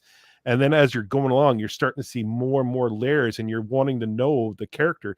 The same thing with this. Like it's just we got to take a step back and breathe and actually just admire what's being put on the screen for us sometimes. You also need to know what you're talking about too. Like you can't just say like woke. You have to know exactly what you mean when you say that. Yes. And a lot of It's people a throwaway do not. word. Yeah, It's a word they that's don't just know what been it thrown means. away. So my biggest critique on Batman the Caped Crusader was that it was set in the 1940s, and there was a lot of things, there was a lot of social issues that they were trying to push that wouldn't.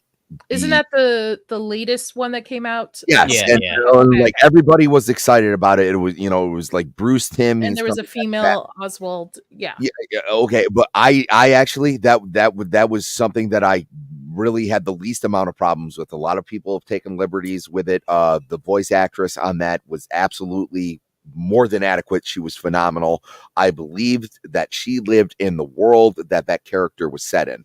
The problem that I had was with everything else, where you're telling me that it's set in the 1940s, but you're having like open lesbian relationships where they're like kissing in public and just like things that would be shunned in the 40s when you could have easily made it inherently more interesting if you made those actual problems where, like, wouldn't it have been better if you would have had that lesbian relationship and they have to hide it because it's in the 40s? And not only would it be more accurate, you're starting to get more drama involved because not only are they, it's a shunned love is something that's going to be much more interesting than something that's not out in the open. So they're not doing that with this. And the reason that they're not doing it is because they understand these characters, and they're not doing that. They're doing the opposite, where like, I don't care if you're taking liberties with this character because you set him in a world and I believe that he's in it. And yes, I agree. And to be honest with Sophia, okay, cool. We've got a badass villain that's a woman. Mm-hmm. Women can be villains. If it's written well, why not? She doesn't know Taekwondo. She's not doing all these crazy things. There's no Mary Sue effect to her. No, she's like a very cognitive villain. She's from my perspective, again, I don't know the history, but she is a mob leader's daughter who was raised in this, who's like, who's obviously clinically insane if she's spending time in Arkham. Literally. I'm just like, there's foundation there. But she knows the game. Yeah, you know what I mean? That's the thing that's scary about her. She's very privy to it. The tension in that dinner scene where I'm going like, oh my God. I'm like, oh my God. Can you imagine sitting there, how intense that would be, knowing that this person who went away for years and years and years for murder is like skeptical of you and wants to know where her brother is, but she's asking you directly? Totally well done. She's looking at you with those crazy eyes too, the great crazy eyes. Quit shaking your eyes. By the way, I do love the fact that I get that one. Yeah, I knew you would. He waddles like a penguin. I love it. Yeah, the walk was great. And I love the fact that he keeps it up. He's First old orgasm, boomers not laughing bad. at boomer jokes. That's Canadian lore right there, guys. I'm Yeah, sorry. yeah, It's fucking funny though. yeah. I love this scene too, where he's basically creating his alibi as That's well. a nod to this. What the introduction to him is a nod to Jason Todd, stealing the Oh. rims of the car. Yeah. Him showing up. It's kind of like, you know, doing an homage to Batman taking Jason Todd under his wing. This is the Penguin taking this kid under his wing, and so I like those are First Jason Oh. Todd.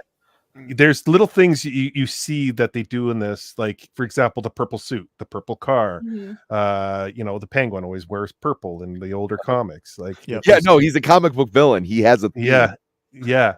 And It's I great. like this It's accurate, right? for you guys Yeah. that are Batman fans of the comics and the shows, because you guys get to see certain little Easter eggs that aren't just like thrown in your face and just like, see this is Batman related. But somebody as myself who don't know that information or have that knowledge, I still can enjoy this show because Mhm. it's so well done. But he's taking this kid, and this is where I said like the under the wing thing. He's showing him the ropes where he's going like, hey, like I did this, you fucked up, you're in it now and you have to help me, but like this is the first thing I'm doing is establishing an alibi. You know, it was like he's secretly teaching this kid how to be a better criminal, where it was like, oh, you're gonna like steal rims like a little bitch. No. This is a good You're scene, gonna though. be better because I'm gonna Thanks, help. Vex. better. Thank you, Vex. Thanks, Nix. Thanks. I'll be careful with it, switching this scenes. I'm doing the same thing we did with House of Dragons, so hopefully YouTube will be kind. We'll see. I liked this scene also too, this connection Yeah. with them too. To be honest, it felt like very familiar to me, like I'm sitting down having a burger with my uncle kind of deal.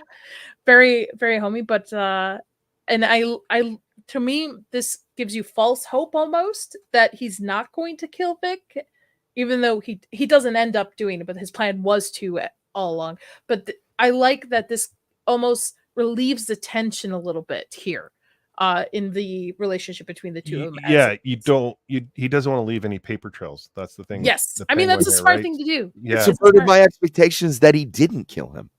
Yeah. You know what I mean? When he was telling him to look at the sunset and stuff, like I totally expected him to go, hey, you know, it's nice doing this, buddy, and then all of a sudden, you know, leave the gun, grab the cannolis. You know, like that's exactly what I was expecting. And then Understood when that he reference. doesn't, like I was like, holy shit, we got a good show here. Yeah. Yeah. We'll keep moving forward. Trying my best. You're fine. I I love this. your passion, Sammy. So don't feel like you gotta. I'm intimidated by the passion, to be honest. Everybody intimidated. is usually. He knows Well, more than me. well, I I don't think- like that. No. I think leading up to this,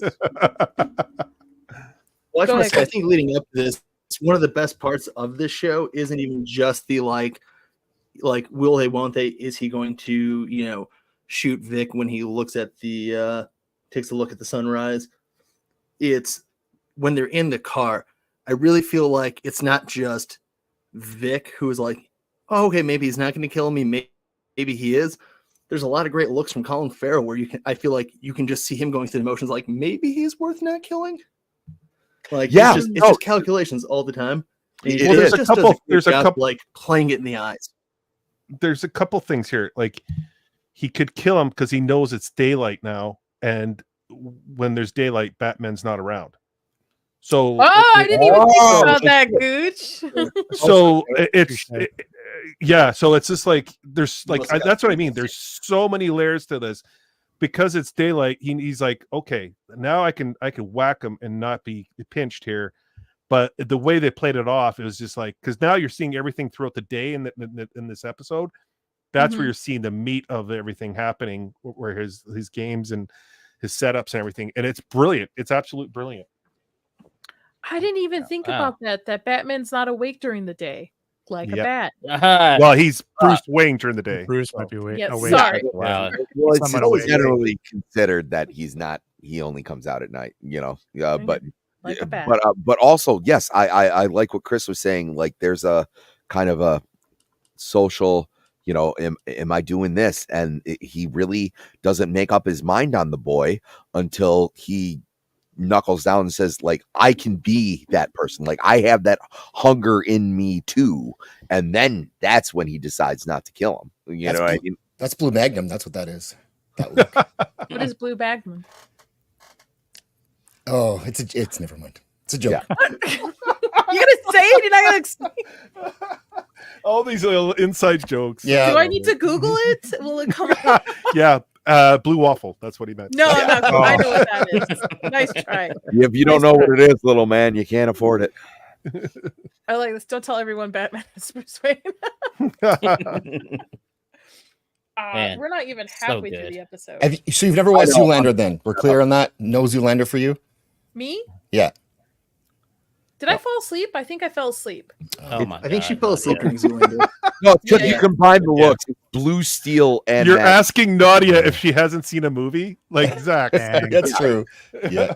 She's got a long Hey, list. I've Here's seen movies. here's the other thing, and this is pure. This is Gooch theory. His Okay. name is Victor. His name is Victor, and he's doing these jobs for the Penguin as we're going to be leading into scrubbing through this episode. I think he's going to become Victor Zsasz eventually. I hope I not. agree. I know. I do. I like Yeah, that I theory. thought about that. Wait. And- What was his name? Victor Victor Zsasz. Zsasz. Victor Who's Victor Zsasz Zsasz? is a serial killer who every time he kills somebody, he makes a tally mark with a knife Yeah. on his body. So he scars himself every time he kills somebody.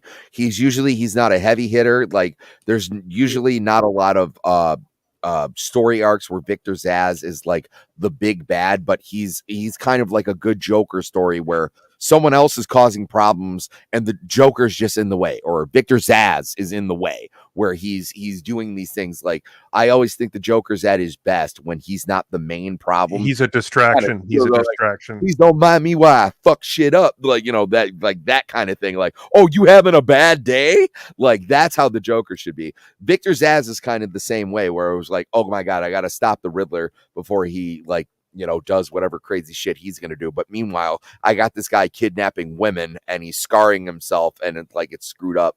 But I would like to see this with this character where you think that Oz is going to take him under his wing. And then, keep in mind, they're monsters, they're criminal. And then somewhere along the way, it snaps. And then they're going like, whoa, what did we do here? That's what they hinted at. I agree. I feel like yeah. every character in the Batman universe just hasn't been loved by his parents very well. Yeah, well, parents Like- aren't really big in the Batman universe. I guess Yeah. not. By the way, the poll right now stands because I asked everybody, are you enjoying the first episode or did you? 77% said yes. 17% said, it's okay, we'll see. And then 6% said no. Oh. So, Oh, so 6% are wrong. That's great. Yeah. Yeah. hey, listen, like what you like, don't like 23. what you like, watch what you want. I am not one of those that shames people into that kind of stuff. But all right, moving on. So in the scene, which we haven't been talking about this episode very much, we've been talking about Batman. This is where Vic just basically tells Oz, like, don't kill me. I'm useful for you. And this is the moment where Oz decides, okay, I'm going to take you under my wing. I think this also plays a lot to his relationships with his brothers. Kind of hinted a little bit when he visits his mom, when you see the photos and stuff too. I'd be intrigued to see if he does become this serial killer that Gooch has his Goochanese theory on. But if you watch him, like the acting, I even the think tone of him when he's driving and everything, it changes. Everything has Ooh, changed. I'm gonna have to rewatch Like you, this. he's like really, really scared. He's cautious about he's street smart. He knows like he doesn't want to turn around. He does like there's a lot true. to there's so much to this. Like if you really, really like take a closer look, and even at the end when he starts talking about, and we'll get there, but like you see a different Victor, and it's like that's where I'm like, he's starting to snap. Just like Oz, though, just like Oz too. It's almost parallel because he, same way, shows a little bit darkness here and there that you can feel sympathy for him, but you don't really know what's going on. But well, I also think Oz sees leaving him alive as kind of his first step to becoming Rex Calabrese. Like everybody's going to respect, like he's going to respect me. I left him alive. Right. Interesting. Any other thoughts on it before we move on to this? I have a Hmm. random one. It just occurred to me. Aguilar, I believe, means eagle for whatever that means. We have the penguin and the eagle. Yeah. Oh, Okay. two Birds. birds of a Birds of yeah. a feather flock Okay, together. yeah, we have But, Falcone, which is also in the Falcone. Very bird bird lore. esque. Mm. Bird lore. A lot of bird. It's better I than thought birds it of was a prey. smart idea that they gave him a chip on his shoulder because he actually has a physical detriment. Yeah. It's Oz? easy. It's easy. Yes, it's easy to see. It's easy to relate. Or it's easy to relate with. It's easy to attach yourself to. Going, you can understand his motivations as soon as he takes his sock off. That maybe that's that's nice. why, It is- it's a great decision, and It's it makes gutsy. him waddle like a penguin. It's very different than the Danny DeVito penguin, which was Who- very much like raised by the penguins. the penguin Birds of prey. Birds of prey. kind of thing. Birds of prey. Are penguins birds of prey? If you're a fish, You're a fish, yeah. Mm. No, but the penguin is like kind of the leader of the birds of prey kind of group. Like he's Oh, involved in that's that. an actual group. Sorry. yes. Oh, Yeah, haven't you Lord. seen the wonderful movies? No. Yeah. Oh, Don't watch them. They're Oh, fucking wait. awful. Is that the Harley Quinn reference to the Yeah. original Yeah. one? Oh, I'm gonna share this, Zax. Thank Yeah. you. Hold on one second before we get into the club foot. Where is it? This is a version of Victor's ass. Yeah, Victor's Yeah. ass. Interesting. I like this artwork. This is my kind of cup of tea. yeah, What is but this like, in? if he snaps and just Doesn't starts he doing also- this show, I'll be very happy. Yeah, the moment maybe he picks up a knife or something like that and like looks at his arm or maybe other body part, something like along those lines, and just like Well, me and Gooch talked about it on a Badgers channel where like he was talking about very much he didn't know when he's talking about decapitating the body, he didn't know what to Yes. do. I can very much see that opening the door where Mm. he's Yeah. like, well, you have someone who doesn't know what they're supposed to do. Well, all of a sudden, like you're a fucking crazy person now. Maybe the correct answer is to do this. You know what I mean? Like He was. there's no wrong he answer. snapped. You're He snapped insane. into a different version. Like, Yeah, he exactly. Yeah. Where can I read him and what run is he in? He's all over the place. Like Okay. like I said, he's very much kind of a character who's mostly in the way. There's not a lot Yeah. of big Victor Zaz storylines. So it's It's not like, like a big I'm villain. fighting the Scarecrow, but also Victor Zaz is out there. Like he Right. escaped. Gotcha. Chris, you wanted to say something? Well, yeah, I was going to say two things. Number one, I think not in this art, but a lot of the time when he's got the hash marks on his forehead, he's like saving the number 5 spot for Batman. Yeah. But also, Ah! like in the show, the way they need to break Vic down, I could easily see maybe like in the scuffle of like his first kill, he gets a hash size nick or something, and that's like the first mark, the first person he killed. Oh, I love that. Or because it's only the first episode. They showed Oswald's mother, and like the loyalty to him. I wouldn't be surprised if they introduced us to a family member like that, and maybe Batman interferes with something where she gets arrested, and he goes, "Well, this one's going to be like for you." You know what I mean? Like, Mhm. there's so many opportunities for that. I love Gooch's theory on that. I really hope that they do that. To be honest. I gotta throw it out to the special effects team toes. again on this. This looks fantastic. This Yeah. looks great. Like somebody It actually looks studied what. disgusting. Yeah. I was gonna say, But really? it looks real. It They looks would say disgusting. looks But it great, looks but it real. is fantastic. It's crazy. Yeah. Oh, I love Yeah. it. Uh, Love it. Someone, would you suck on them toes for like $1 million or what? $1 million? Sure. Yeah. Sign This me is up. the anti-Tarantino right here. Yeah. But you know what I bet? And Isn't Salma Also, Hayek's it looks toes, insane. by the way? when I used to do effects and I used to have to do things like gunshot wounds, bruises, things like that, I would research photos of crime scenes and things like that to make it more realistic on set and film. But I bet he looked at a lot of feet, a lot of club feet to get this. This is great. Still looks And better than the Brie hair. Larson's feet. I have to Damn. point out the hair too. I'm trying to eat. Can we get it off of this now? If I'm correct on the hair, sorry, Gooch. If I'm correct, because it's been a while, but when I used to do it, each one of those hairs are plugged in. and there's different colors that you do, so you can, because if you look at body hair, it's all not the one. Jesus Christ, I'm trying to eat. Yeah, I wonder how long it took him to do his foot. Huh? I wonder how long it took him to do his foot. Yeah. Yeah. This probably Let alone his was a face. prosthetic that was already colored, and the hair was plugged in. Sorry again, Gooch. And they just kind of slipped it on. Oh, and yeah, then- that would make more sense. Yeah. But yeah, Yeah. I love it. Like the special effects in this is just so good. And then when you get the whole body scene of him just naked, again, that's a lot of work, I'm sure, to be taken, that they plugged each and every one of those hairs into it. I love the use of the ring in this as well, because I did not know where they were going to go with that. I thought he was just going to get caught with it, to be honest. So the way they utilized it at the end of the episode is good.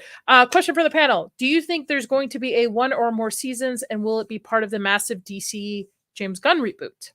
This isn't part of James yeah, Gunn's reboot. It's Matt completely Reeves has separate. made it very clear that like the sandwich isn't going to touch the chips. This is his own thing, which I'm happy that it is, Yeah. and I'm also happy I'm okay that with it. we can embrace that there can be two types of Batman media going on, where I would very much like to see a very close to the chest. I wouldn't say realistic, but like stylized Batman media, with where if you want to give me Batman and Robin when he's running around with Superman as well, I could take that. Like I also watched Tim Burton's Batman as a kid and saw Batman meet up with Scooby-Doo and realized that it was just a different iteration of the character. I'm glad that we've progressed as a people where we can, realize there's more aspects to the character. I'm upset they got rid of the Arkham show they were going to do, though.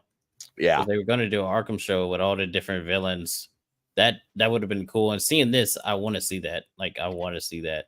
I think in a perfect world, I hope it does. I heard they're talking about that again. Actually, that's come up. Yeah, I hope that it does that. In for Batman. I think if I go in with the mindset of wanting to learn more about the villains, because I like villains in a lot of things, I think that's where I'll probably start to enjoy Batman, because of the different villains he has. So I did mean to fast forward a little bit, but this is so Oz gets called into the family. So he's killed Alberto Falcone. He's disposed of the body. He's keeping Vic. And he gets called into the family because the family's basically, it's in crisis mode, right? We don't know where they don't know where Alberto is. The head of the family's been killed. Sophia, we've learned now, Sophia's out of Arkham, and he gets called in and basically told that his operation needs to be shut down, that they're going to be moving it. And one thing I caught in this, which was very interesting, is throughout the beginning of it, Oz is very like a intimidating presence. But if you look at this, he's very slunched over. He's very like meek. He's just not trying to come off imposing to it, which comes back to the monologue they had in the car about how he's like, I make myself look small so these guys can, think they're big. And he's non-threatening. Yeah. Non-threatening. It's exactly it. Yeah. So I love this because you can actually see him start to come off combative, and then he just kind of rears himself back in when he's like, don't shut, why would you shut down my but it's whatever the family wants kind of deal. No, but it's always opportunistic. So like Mm-hmm. he's using it where one, I think the original thing is he misspoke and he forgot his place in the world, but also when he sees that the Falcone crime family is about to make an enormous mistake as far as like making money and all that, he plays his hand even further and makes an even bigger mistake by showing that he knew Alberto's plan, which sets him up for even more failure. But his the reason that he does that is because he's always inspired or gravitating towards a chance to grow, because like I said, his reputation, his power and stuff, that's what he's hungry for. So when you see him being this calculated 2 steps ahead character, this is where he falters, and we see it come back to bite him in the ass later in the episode, because it's like the carrot and stick thing. Well, he didn't expect Sophia, but he also didn't expect them to say something like, hey, there's this huge drug thing. He already knew about Alberto's thing that's going to change the drug game. Yeah. So when they say, hey, we're going to stop doing this, he goes, whoa, what are you doing? We can make a shit ton of money doing this. He didn't realize that when he said that, one, Sophia was behind him, but he inadvertently admitted that he had talked to Alberto. He had known Alberto. Like, the only other person who knew that was Sophia and Alberto. So he outed himself. And that was only because of the power that he thought he was going to lose right there.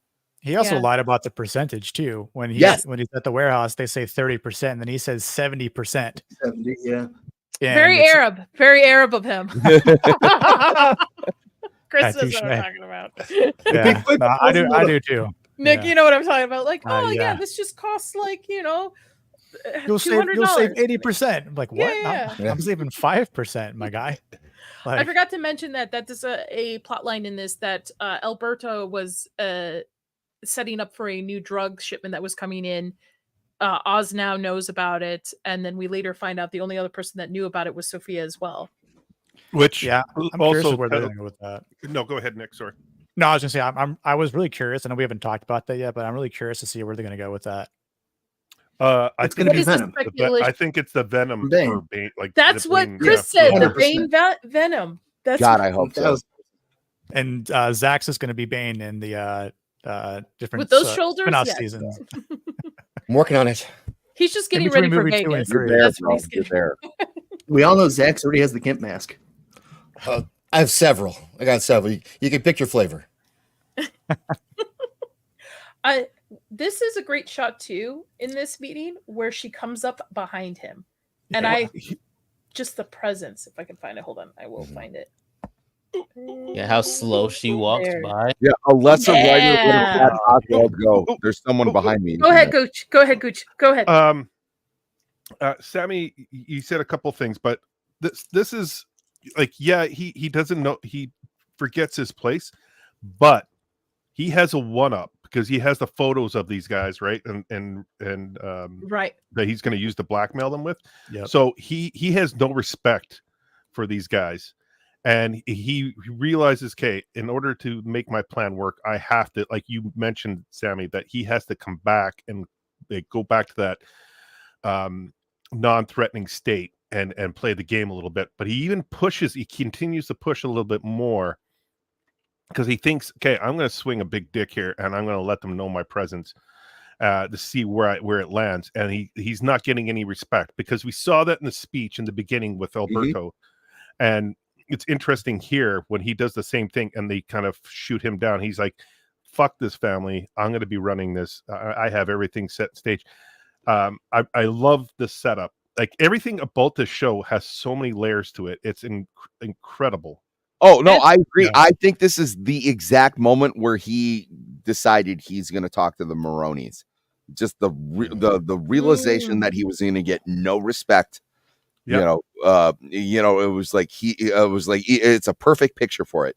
He is side-eyed going like, now granted, like Sophia's behind him. He didn't account for that, but like even with that curveball, he plays it masterfully where he goes like, I thought you talked to the guy. He didn't fill you in on this. Like, he's using all these manipulation tactics, and the fact that he's able to just like do it all in his head. And that's the difference between him and Falcone is Falcone had all these files and everything that he broke in and stole. That's all going on upstairs. Like, I was like, Yeah. he is a master criminal, and he should be. I love this Also- scene. Oh, go ahead, Gooch. Oh, sorry, Nadia. No, you're fine. Also, did anyone get Talia Shire vibes from The Godfather? Oh, very Yeah. much, Oh yeah, Yeah, 100%. very much. Like, 100%. I've seen that. 100%. I've seen it. Wow, I've seen all movie three, 9 actually. out of Seen all 10. three. You understood that Seen all reference. three. Good job. Yay, I love- Nadia. I love this because she comes up in all white, almost very angelic and Mhm. Yep. innocent. That was well done. Yes, yes. She Almost did. like Like I'm not psycho. I'm in all white. He's- I'm an angel. she's the angel on his shoulder. What did she No, say? that's all white like a rehabilitated. straight jacket. Yes. Oh, But she says, I've been rehabilitated. And Mhm. like when you look into her eyes, like, that's not the case. And What you did- also know that even though she said she doesn't blame Oswald, she's actually kind of grateful to Oswald, because he has shown her how the world works, because she has also grown up in this big mansion and was like, people can do ugly things to you, and like, I know who you are, I see what you are, but like, I'm glad that you're growing. Like, let the games begin. I think the show's going to come down to these two playing like mental chess here. Oh my Oh, god, yeah, this is so 100%, much even with like the this previous- is so much like my ex-wife. Yeah, Oh, yeah. Italian women, man, you gotta watch out for them. when she said she was rehabilitated and from Arkham, I think, Chris, you turned to me and was like, that's not good. Mm. You're like, that's not going to end well. No, my With it. response was that never happens. No. Yeah, no one comes Yeah. out of Arkham I'm not better. I'm rehabilitated now. No one comes out of Disagree, Arkham never happens. doing better than they did when they went in. Arkham is not great. It's I know. I've rough played a as little bit of city the is. video game. I know. I Um, wish you not came a out of fun Arkham, place. his death. I like this scene too as well, because I think he's starting to see that Sophia sees through all of his bullshit. Mhm. Like, you can pick it up in her face and just her expressions and the questions that she asks, that she doesn't believe him for one. Even as much as he's trying to bullshit his way out, she doesn't believe him at all. And it leads into that dinner scene, which was very interesting to me because, again, I don't know anything about her. So she's very angelic, very present. I'm like, okay, she's the boss's daughter. And then at the dinner scene, she's like, or lunch scene, she's just like ravenous, just Mhm. eating with her hands and stuff. Very almost Like the animalistic. character you're going to encounter in The Long Halloween if you pick that up tonight. And I like what they do. Did anyone else pick up that? I think she's kind of very much impressed by Oswald, and that, you know, she's not necessarily attracted to his power, but she's attracted to his hunger and his willingness to do what needs to be done to get to where he feels he deserves to be. And I think she respects that, but I also think there is some attraction there, and I would like to see them kind of elaborate on that I further. thought you were going to say see them bone. No, I mean, That would it be might weird, come but- to that. It doesn't need to come to that, but sometimes the tension is better than actually the The act. Sammy? yeah. Okay. Gotcha.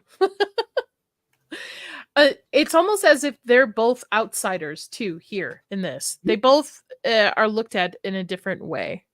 Okay. Well, Zax, you have to go? No. Okay.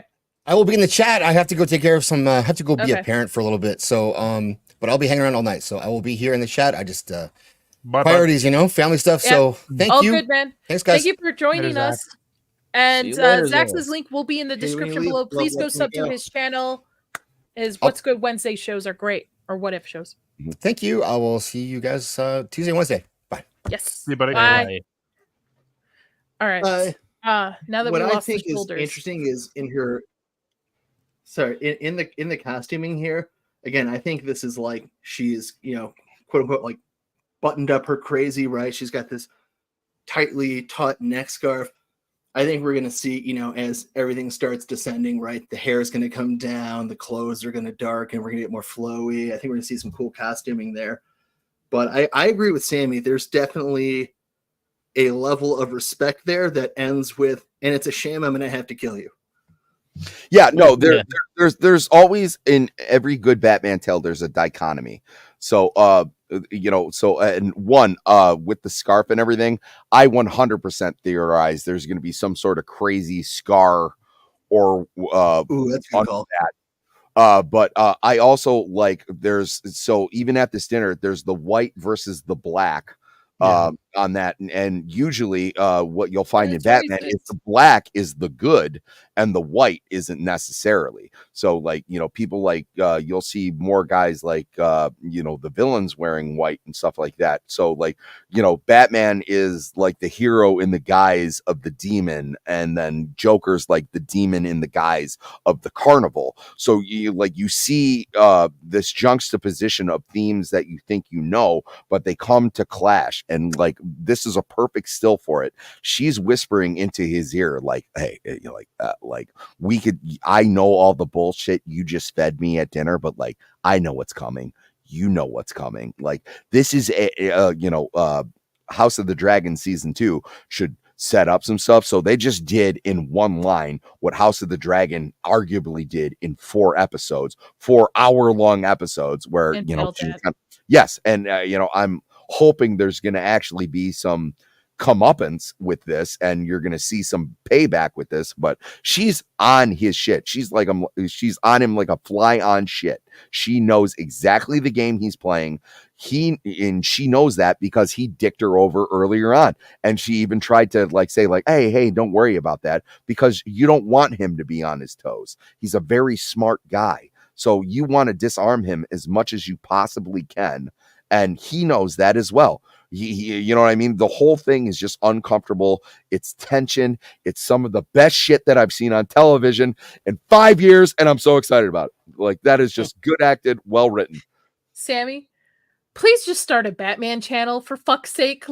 You're so knowledgeable and passionate about Call this it plot shit. armor.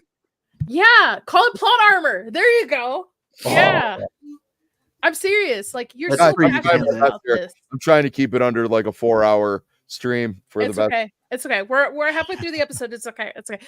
Anybody else have anything additional to add about the lunch scene or the dynamic between these two right now with the setup that we're getting? No, he Just said like the best everything. crazy eyes in the business.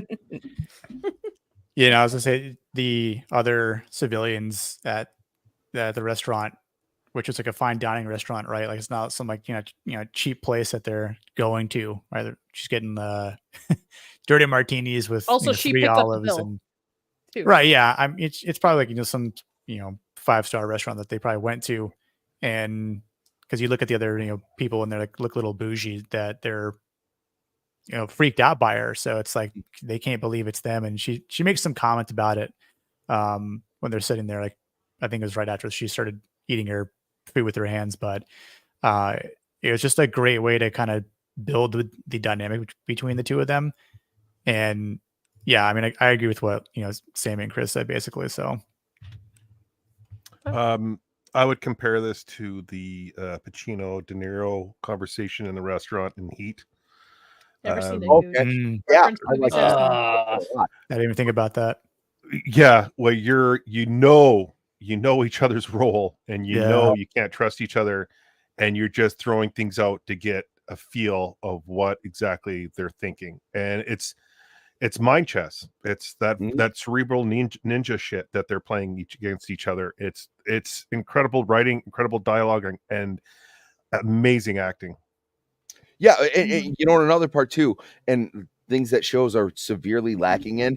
They had that little part where the regos in the in the restaurant are looking at him going obviously Sophia said something like, my dad used to take us here for dinner all the time. This is obviously some place where the hoity-toity of Gotham go to have, you know what I mean? It was it's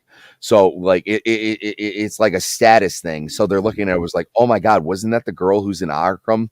Holy shit, what's this ugly scarred up face guy going? And they're staring at them outside looking in. So it adds this factor. And I feel a lot of that's missing in a lot of modern media that we have, because it's solidifying the characters where they're going, these two don't belong, but they're obviously the most important people in the room. Do you think they're the same of what's the saying? Two sides of the same coin? Oh, absolutely. Yes, absolutely.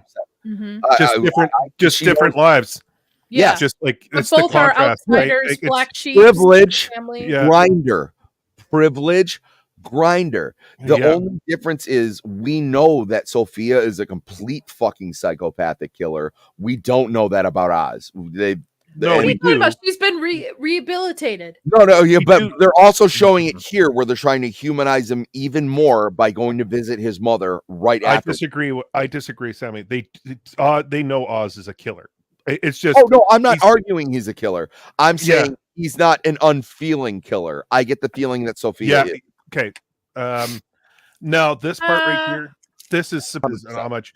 This is James Gandolfini, Tony Soprano right here going to see his mom. So glad I watched that series this year, and that I could reference and some variants of it too. You get the gabagool. Where's the gabagool? the gabagool. Calm. Sammy, I would actually Gabagool. disagree with you on Please where do. Sophia is the cold-blooded killer, where Oz has feelings to it. I don't think so. I think the only feelings so far, what I can see, is Oz just feels like, oh shit, I'm in trouble because I did this. He's quick to the draw because he disrespected, but I don't think he has. I don't think if he was to kill someone, there's like an emotion behind it. I honestly don't even think if he would to kill Vic or somebody he cares about, there's going to be any type of emotion. Yeah, no, it. he was going to kill Vic until Vic showed him there was a reason not to kill him. I think, and like I always keep going, the dichotomy between these two, like the white and black, is, and it's something that they're going to keep doing, is the someone who was born full, like he describes her, and the one who's got to grind his way up. He will kill people that he has to kill to get to where he wants to be. Where she'll just kill just to kill. She's no. No. I disagree. Okay. Lunatic. I disagree with that. I think why she got labeled that is because she is an emotional killer. Oh. She let her emotions get the best of her, and I think what her time in prison allowed her to calculate and really process everything that she's going to be doing from here on. Whereas in the beginning, we see the Penguin get emotional and kill someone like Alberto, and we're seeing a different vibe where he's probably in the past, everything was done very, very tactful. Gooch, you're right, and I'm going to tell you why you're right, is because it's implied that he set her up. Yeah. Oh yeah, that's true. I'm not just looks, I'm not just a pretty boy. Come on, I got a brain. I think you're right. Hold on, wait a minute. Female audience would disagree with you. There's a lot of wet chairs that would beg to differ, sir. But I agree with everybody. This is very much Soprano influence here. I've only seen a couple episodes of The Wire, but I understand where a lot of people are referencing it back to. It's very much like, I feel like they're in Jersey right now. Very much so. Did anyone notice what I noticed about the car? Yes. It's the exact size that it needs to be to park in front of the grass space. Yeah. It's the most adequate, efficient vehicle you could possibly have for this thing of grass. It's completely opposite of his Maserati. It's not showy. He doesn't want to be known.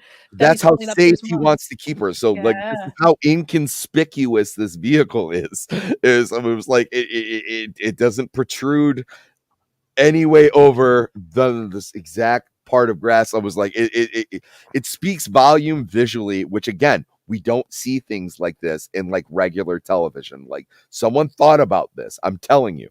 Like, quick question, and has this kid that plays Victor, where did he come from? Like, has he been in anything else? The Marvel's Runaways he was in. And he was. Yeah, he was in that. Okay, he was in that.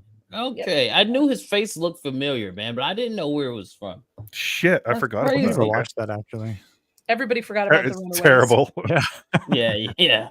But that's when Hulu had, because Hulu did another Marvel show. But was it Cloak and Dagger, right? Cloak and Dagger. Oh, They did a horror one that I can't remember what it was X called. Is just X, right? Legion. Not right? Legion. Oh, Not Legion. Legion. It was another one that's like based in more their horror comics, but I can't remember. Oh, that's with the girl that plays what's her face from Game of Thrones. Now you're gonna have to look in. Right? Or she's like the werewolf. I think so. I have no idea. Came out like several years ago. Hellstrom. That's what I'm thinking about. Oh shit! I didn't even see that one. Yeah, it's actually really, really good. It only had one season, and then they canceled it because moving like licenses around and stuff. This is like pre-Disney Plus, I believe, if I'm correct. 2020, right around when Disney Plus was about to launch. It's very good. It's really, really, actually really good. I'm really sad that they canceled it, but it's a pretty solid, good first season if you're in the mood for it. But yeah. All right. Hey Nick, I think you're thinking of the New Mutants movie. That's right. New Mutants. Yeah. That's right. What I liked about actually, this. I had a. Oh, go ahead, babe. Oh, sorry, Go real ahead. quick. I had a point I wanted to throw in on the car as well, which kind of got sidetracked for a second. I also just think it goes to show the intelligence and like use of his supplies, right? Because everybody knows, again, he drives the plum Maserati with the gold trim. So if that's parked somewhere, you probably think you know where the Penguin is. You know what I mean? It's just another tool in his tool bag.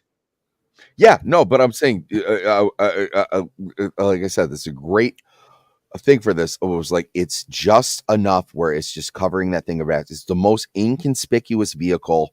Like my head spinned when I saw him grab the key and unlock it. But that's just how close he's keeping his mother to, you know what I mean? So it was like that's another thing that humanizes this character, where you're going like, okay, he is this master criminal, but like he loves his ma. Like, you know, it's Tony. It's Tony Soprano with his mom. Yeah. And they even gave her like a mental deficiency. You know, like They take a pills. Dementia, and they did a dementia like if, with at the end, kind of like what you do, Gooch. At the end of your shows, they did like if you know somebody with dementia or some kind of support. Mental health awareness. Yeah. Dementia. If you know someone with dementia, they might not remember it. They might not remember the number, but here's a here's you go reminder. Sorry. As a demented individual, 4 hours of sleep, okay? I really liked this, especially with the giving her the necklace and stuff. And I really thought she was just like a dotty old woman that just like, doesn't really know what's going on with her husband, not her husband, her son's, like what he's doing in the world. And then realize like towards the end of this conversation that she pretty much has been the one feeding him, telling him that, you know, this is his city, he should be running it kind of deal.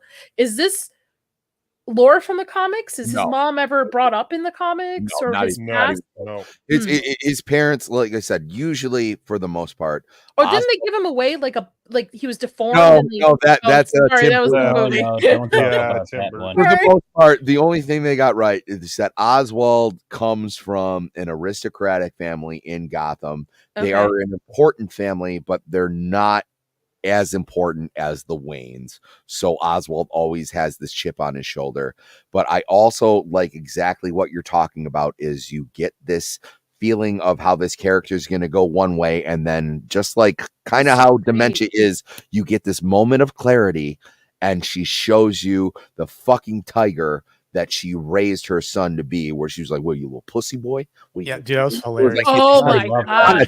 And the acting is phenomenal. And I'm saying, come the fuck on! This is one of the best pilots I have seen in years. Are you kidding me? Little pussy boy, called my him big that. strong boy. Dude, I started laughing.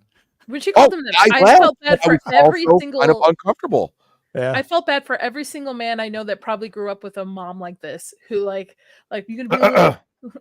Okay, Gooch. Sorry. I felt that spiritually when I was watching this part. Like, what, you little bitch? Like, oh, don't come in that. Don't talk to our kids. don't come in the house if you're gonna lose that fight. Like, you know, that's the kind of stuff.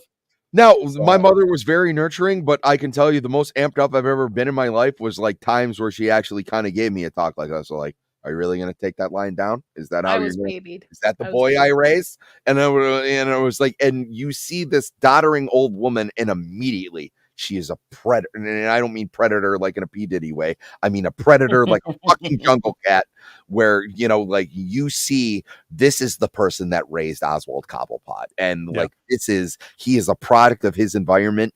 And, you know, God bless him for it, because he is a tough motherfucker, and she's the reason why. Tough as nails.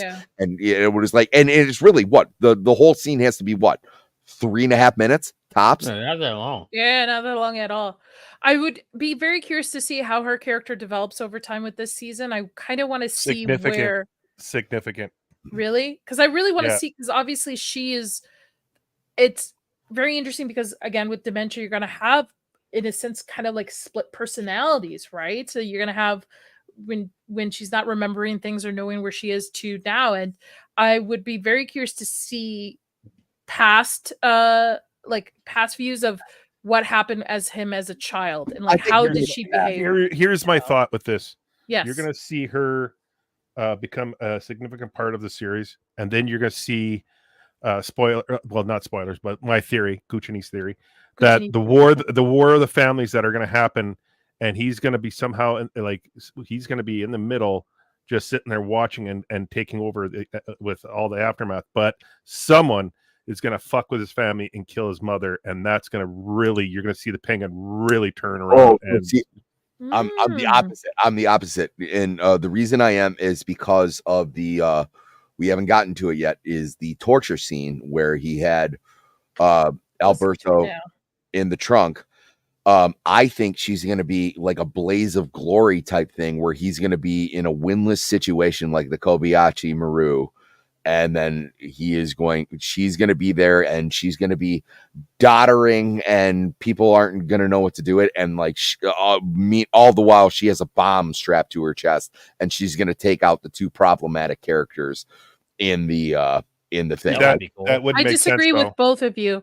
I think actually it's going to be Vic who gets killed. That's going to turn him into. I think he's going. Oh, to I bond with this like kid. that. I think this kid is going to be killed in some way, and that is what's going to drive him to even go deeper and darker into Vic his is going to become Victor Zsasz. He's going to be a significant part for it. Well, This is why I say that, because Yeah. we've talked about the Penguin taking him under his wing, right? He's the son he's never had. So now he loses his mother. This is his only family member when it's all said and done. This is the setup and the payoffs at the end. Yep. And that's why we're going to see Victor become extremely loyal to Penguin, be used, and he's going to go off the deep end and start doing the killings for there's so that's my thought process. No, I think that's keeping him grounded. So we'll see. The We've got 8 opportunity to episodes. nurture somebody, and when he loses that, or when Victor, I love the Zsasz theory. When he goes off the rails like that, that's going to be the thing that he lets go and becomes the criminal we all know him to be. From what you guys have told me of the Zsasz character, to me, it's a very realistic villain to put in this Batman universe, because I know Reeves wants to kind of ground these characters and try to stick to villains that you could literally have in real life walking around, serial killers or that. Before we get to the torture scene, I wanted to pull up this because I forgot that this was prior to it, where he goes to talk to help me with this. Clancy Brown. That's Salvatore. Clancy Brown, which, by the way, fine looking man when he was younger. Sammy Maroney. He can read to me any day of the week too. Love his voice. Mr. Krabs. Do you know his first movie? One of his first movies? What? Who it was with Sean Penn. It's called The Boys. You want to watch a great movie? Yeah, you want to watch a great movie? Watch him in that. Okay, he's in Carnival, HBO's Carnival, and he plays the villain in that, and he's fantastic in that. He's great in Pet Sematary too. The man Yes, is fantastic. Pet Sematary too. Yes. Yep. The voice. Anyway, I like this setup. Go ahead, Nick. No, I was just gonna say to tag on with Oz's mother. When I was watching it for the second time, it kind of dawned on me that I wonder if she lives through this, or if she would die, and that would obviously like kind of send Oz, spiraling out of control. Because now he doesn't have to play it safe anymore. He doesn't have to hide, this other, part of his life that he holds dear to his heart. So he's going to go on a rampage, more or less, but probably more strategically speaking, right? And obviously, I think I agree more with Gooch than Sammy, unfortunately.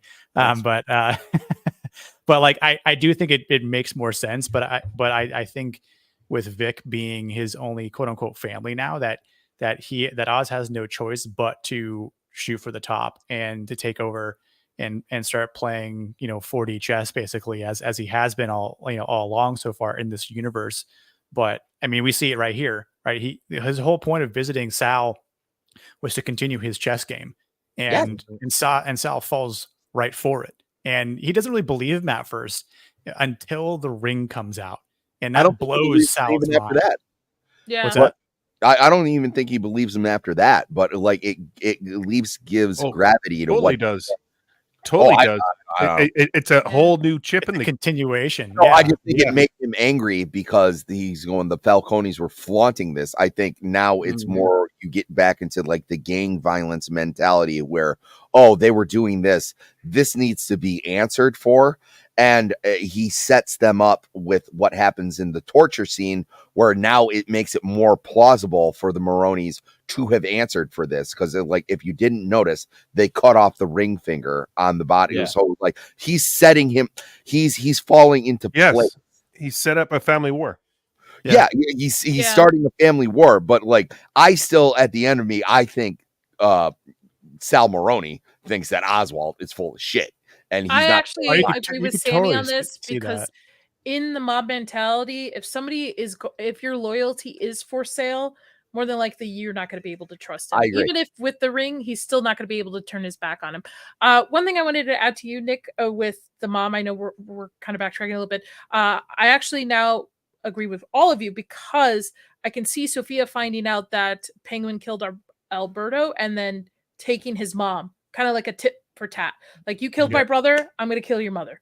Okay, Kind of well, thing. this is why I love this show so much, and why like I disagree with Vex so much. Is I don't think she's well wrong. written.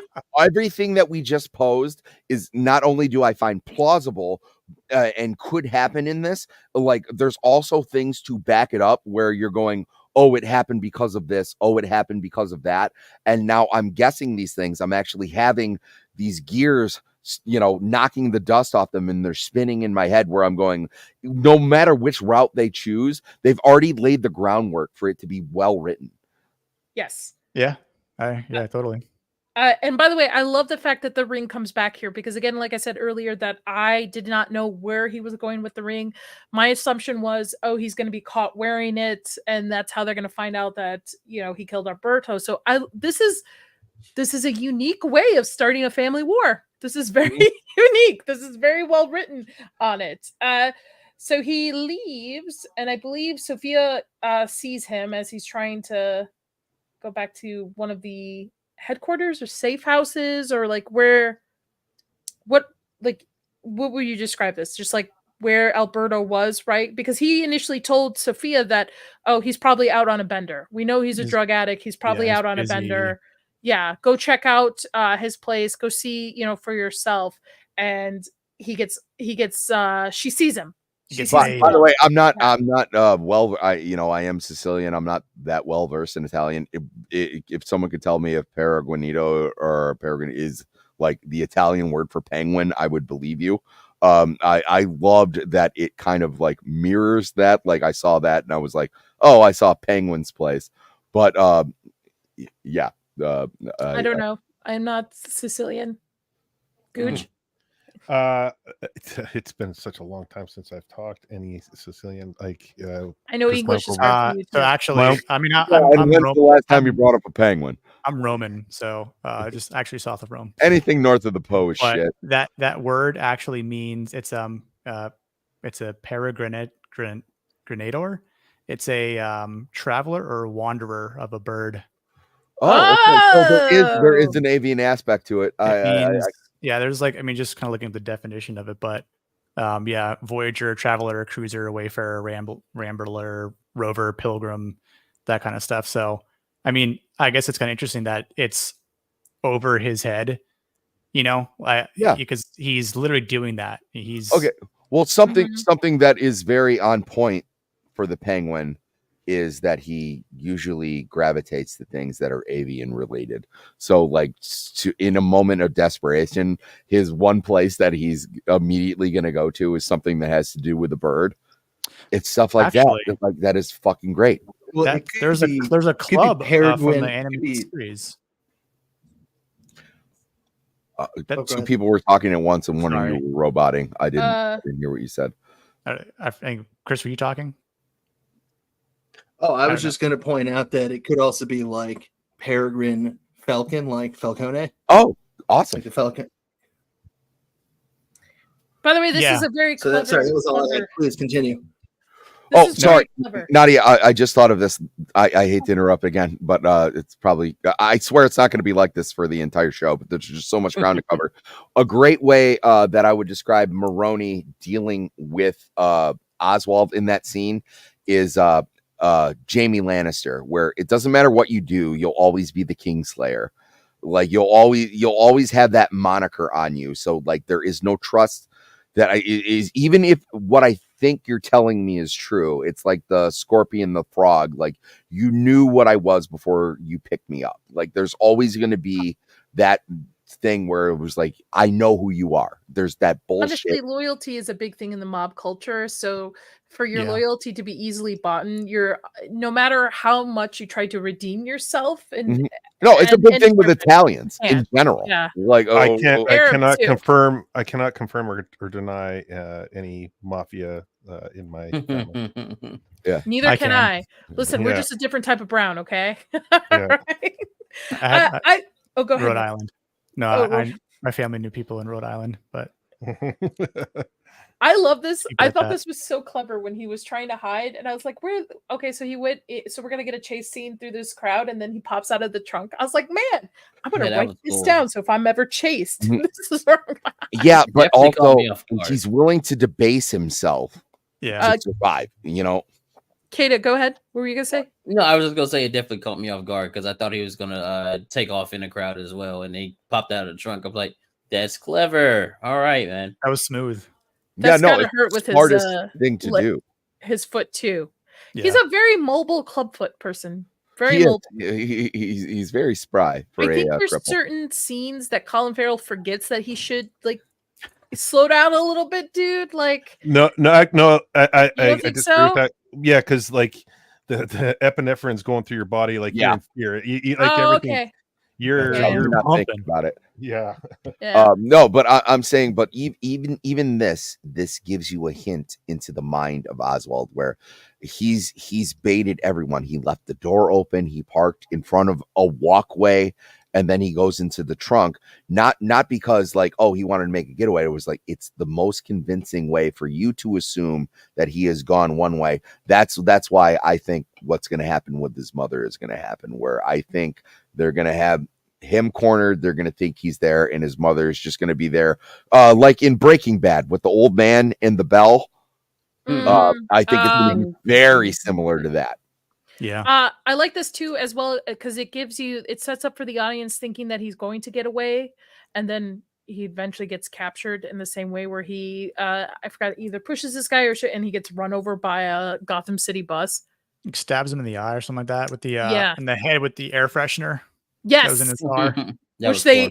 they made a point to point to earlier when they were talking Was about air Vic. fresheners with Vic. Yeah. Yeah. How you like my air freshener? Freshener. Yeah. I Storytelling. just got it. What was it? It was Yes. like ocean paradise. Yeah, Yeah. Ocean Parrot. Storytelling, Yep. bro. Smells Very good, well- doesn't it? Very well storytelling. I'm with you, Kata. Very well done. Very well. Just let the audience be smart. I feel this show is letting the audience just put things together instead of just laying it all out for them. But he does get captured, and then we get the scene that most people probably have talked about throughout the last couple of days, which was the naked Oz scene tied in a chair where he's being interrogated by Sophia.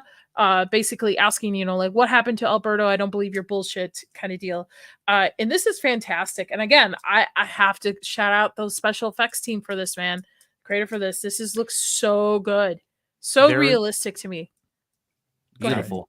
They were on a shot of her, of Mm. Sophia, like a second ago, and I thought about this before, but she kind of has a Marissa Tomei, my cousin Vinny vibe in Yeah. this, and I fucking love it. Yeah. 'Cause I love that movie. She's so adorable, dude. So it makes She it like and that what makes she her does to scary crazy. though. I That makes her scary. Chris Talking about this or Nick, was that something Nick that said that? sexy about a Yeah. woman who can kill you. Have you ever seen the movie Play Misty for Me? Yes. That's who it reminds me of. She has Ah, that. Like, That too. Yeah.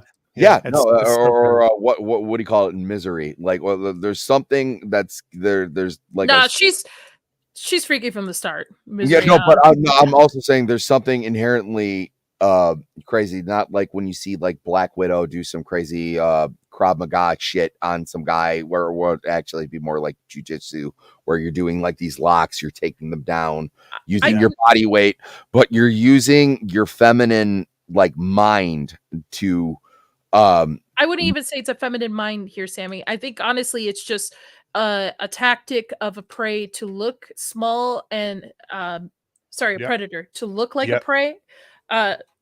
whatever. You know what I mean? Like Oh, look no, like a victim. I will very, still very there's small. something And then, sexy about that. Sammy, you got a weird Yeah. take. Well, you don't jerk off for me, I so need it's to not a talk to problem. Morgan. I think no, I think I hear what you're saying, Nadia, because it's almost like a. And again, this is maybe just a weird analogy that I thought of, but even just going back to the little restaurant, you know, if you think about her, she's a very small, petite woman. Mm-hmm. Penguin is a big dude, right? Hard to take down. You know, obviously, like Vic wouldn't be able to take him in a fight more than likely, right? If it's just fisticuffs.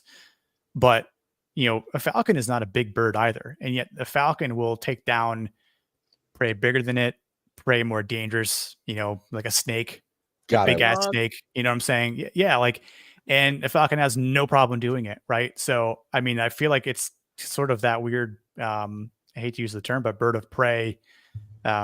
Metaphor here where she's looking at this, looking at Penguin like, you're my prey right now. I'm going to mutilate you to get the truth out no matter what, because I'm also fucking crazy.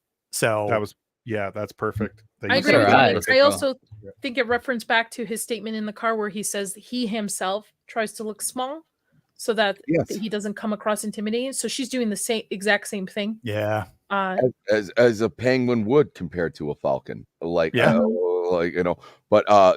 another thing that I wanted to get, and this is the one part that I wanted to talk about the most in the entire show, but I will spare you all this. I'm saying Oswald is written so good in the show that he had the foresight to realize that he might have to deal with physical damage in order to get his lie believed, and that's something he's 100%. Playing the long game on this, and I think it's absolutely incredible. I think it's the forethought on this, and it shows you a lot about Vic's character. It shows you this encompasses what we should see. There's a payoff in this episode, and this is absolutely the payoff. And you just realized that Oswald Cobblepot has the ability to not play both sides, play four sides at once, bring people under his wing, nurture them, be a leader, have them follow someone who might be able to build a crime family, someone who might be able to have henchmen who would rob banks for him, do crime for him. It was like you're seeing all the potential in the Penguin in this one scene, and I think it's absolutely executed phenomenal. Even though, sorry. No, you're fine, Sammy. You're fine. Question for the nerds. Is he fine? Because he's jacked up. I know. Okay. So, hey, I like a weak Sammy. No. I wish I had this Sammy for House of Dragon. This is the Sammy I wanted for House of Dragon. Question for the nerds. Does it line up that Alberto ditches his security on the first night as boss? So it's a very interesting coincidence. Yes, that right? that it happens. Yeah. And Maybe his security was like, what could go wrong? Maybe he was going out on an actual bender. To be honest, maybe he just was looking for drugs to go out on an actual bender. I think that's what he was doing. Yeah, because when he comes, he starts at the side of the room, and Oswald looks at him and goes, if you're looking for us to score, we have a stash to keep in the wall. Yeah. By the way, this effect ordering the drink was a gateway to the drugs. Exactly. No, exactly. No, that's another thing. I also think that Oswald kind of brought in because, and I hate to speak on addiction and things. One thing kind of does lead into the other. So if you can coax him to take a drink, who knows what other inhibitions he's willing to do. I think he was getting ready just looking for drugs. The drop would be so bad. Also, he's dealing with the pressure of having a whole crime his family. His dad just died too. Yeah, which is there's a bunch. But Oswald knows that, and he feeds into it. So good, so good. I wanted to note too here with the special effects, the fact that he's not only wearing a suit or prosthetics for a suit, but then they have on top of that this arm rip. Well, kind of trying to rip off his arm, which looks realistic too. Again, hats off to the special effects team on this one. This is awesome. Yeah, it's beautiful. So good. Yeah. Hey, well, you're a special effects, and I know this is kind of the aspect that you like the most. How long do you think, conservatively, Colin Farrell spent in the chair to get? Well, I I looked it up, and I think this scene alone was like 6 hours to get in makeup. But I think from what I read yesterday when I was looking it up, they were able to conserve it down to 2 to 3 hours per day to get him in full makeup. But this is different because I don't know how many naked scenes he has, because you can literally hide. One per episode. Just kidding. Yeah, one per episode, because he's naked here and he's got to have a full bodysuit on. It's a little different than putting on a bodysuit, but only like, okay, we just need a little bit of chest hair. We just need his arm hair done, to cut down on time. So I think to be honest, 3 hours is pretty good for this face work. Like, this is not, there's nothing here that's Colin Farrell. I don't even think the ears are Colin Farrell, to be honest. I think there's those are only the hands, or is the and his eyes. Thing that, I say his eyes are probably the only thing that I think we've all admitted to it. Like I don't, even in this still right here, like Colin Farrell is like not in the building. No, this is some other completely different. No, he's encapsulating something else. So like, he's that's got a social security number. Yeah, that's why I thought it was so funny that they were going. They could have gotten a fat guy to play the role, and I was like, no, this guy is an actor and he's acting. Like, you give awards out for it every year. Let him do this. I love this kind of special effects. This is the stuff I studied. Like, to me, my favorite thing is not being on set, but being in the shops and doing the pre-production, where I'm sculpting the pieces, putting it together, plugging the hair, and then sending it off, versus applying it on set and then having to be there all day to do touch-ups and such. But this is amazing. Even the hair laying on top too. The wig that he's got going on here, on top of a bald cap, on top of prosthetics, this is layers to it. This is fantastic. And again, the hair. I get it. Body hair is weird. But when it's done like this is so well done. So well put together. I wish I had taken this job. I would just sit there and plug here all day. No, I'm stepping all over everybody. You're fine. No, but I'm saying, what a treat for Colin Farrell as someone who has like acted on stage and, did stuff like that, to have like to be able to sit in a chair for a couple hours and have like a complete like body metamorphosis. And, in most actors, this would drive them crazy. Oh no, but I'm saying, like, but when you think about it psychologically, like when you can look in the mirror and be totally unrecognizable to yourself, what a great way to disassociate and really latch onto the character that you're playing. Because like in your mind, when you look in the mirror now, like you are completely someone else. Like you know what I mean? Like what a great venue to do your job. Like, oh god damn. Brings me up, HBO and future filmmakers, use your fucking practical effects. It's cheaper, it looks better. Stop CGIing things that you don't need to CGI. Yes, stop de-aging people with CGI. Stop de-aging people.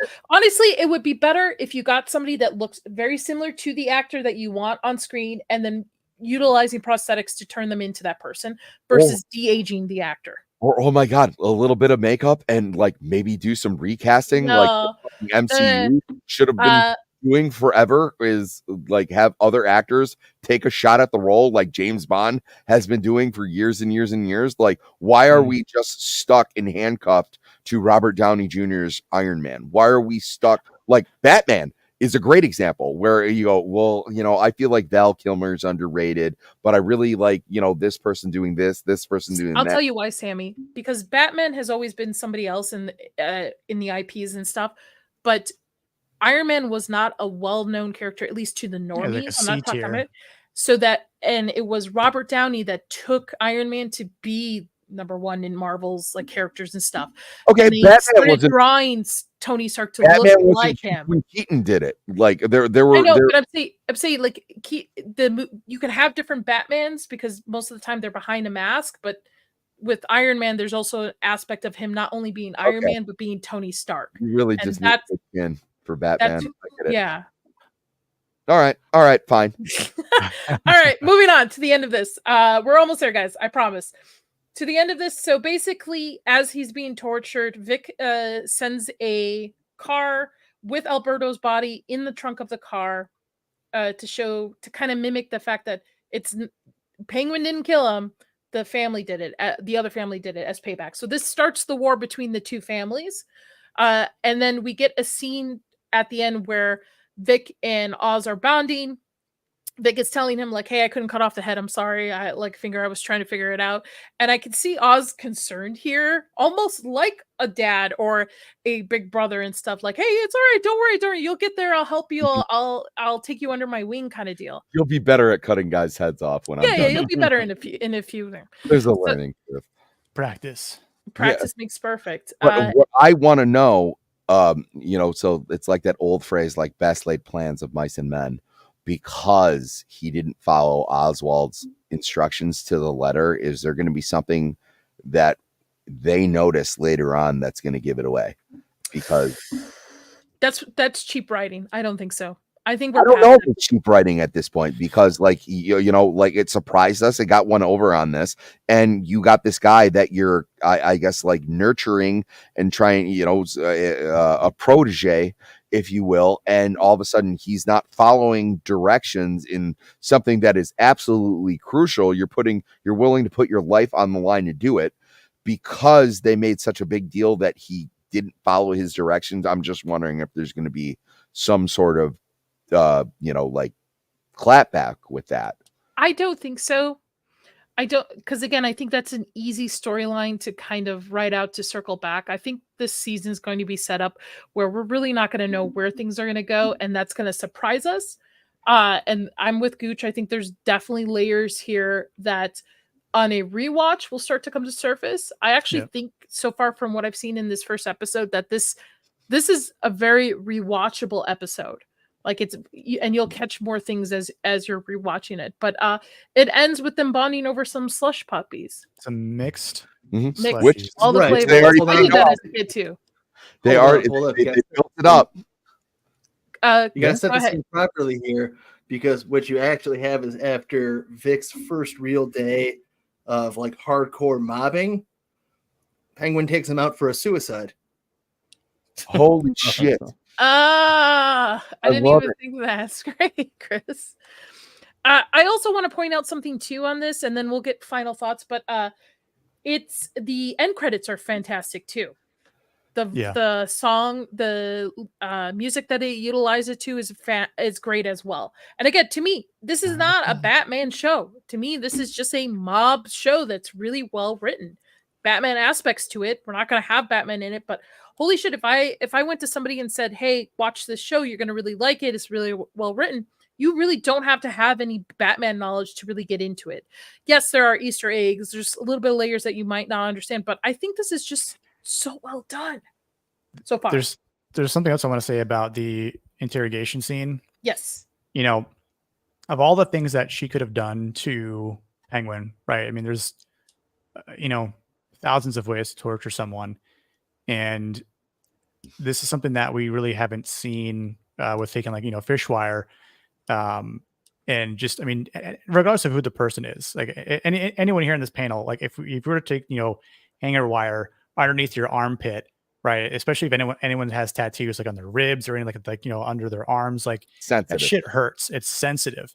And he's a big dude, but you can actually like really feel that pain as he's pulling up on it, up until the part where, it's like he's playing, I know we referenced this 4D chess match here, but it's also like a game of poker, right? Everyone's playing their hands, and sometimes he antes up, sometimes he doesn't, but he's been playing this particular, game, and he goes all in with the chances of, bodily sacrifice here, which he's going through up into the point where that same car that Vic thinks that he's going to die in front of is now used for Alberto's body that's being sent as a war from the Maronis.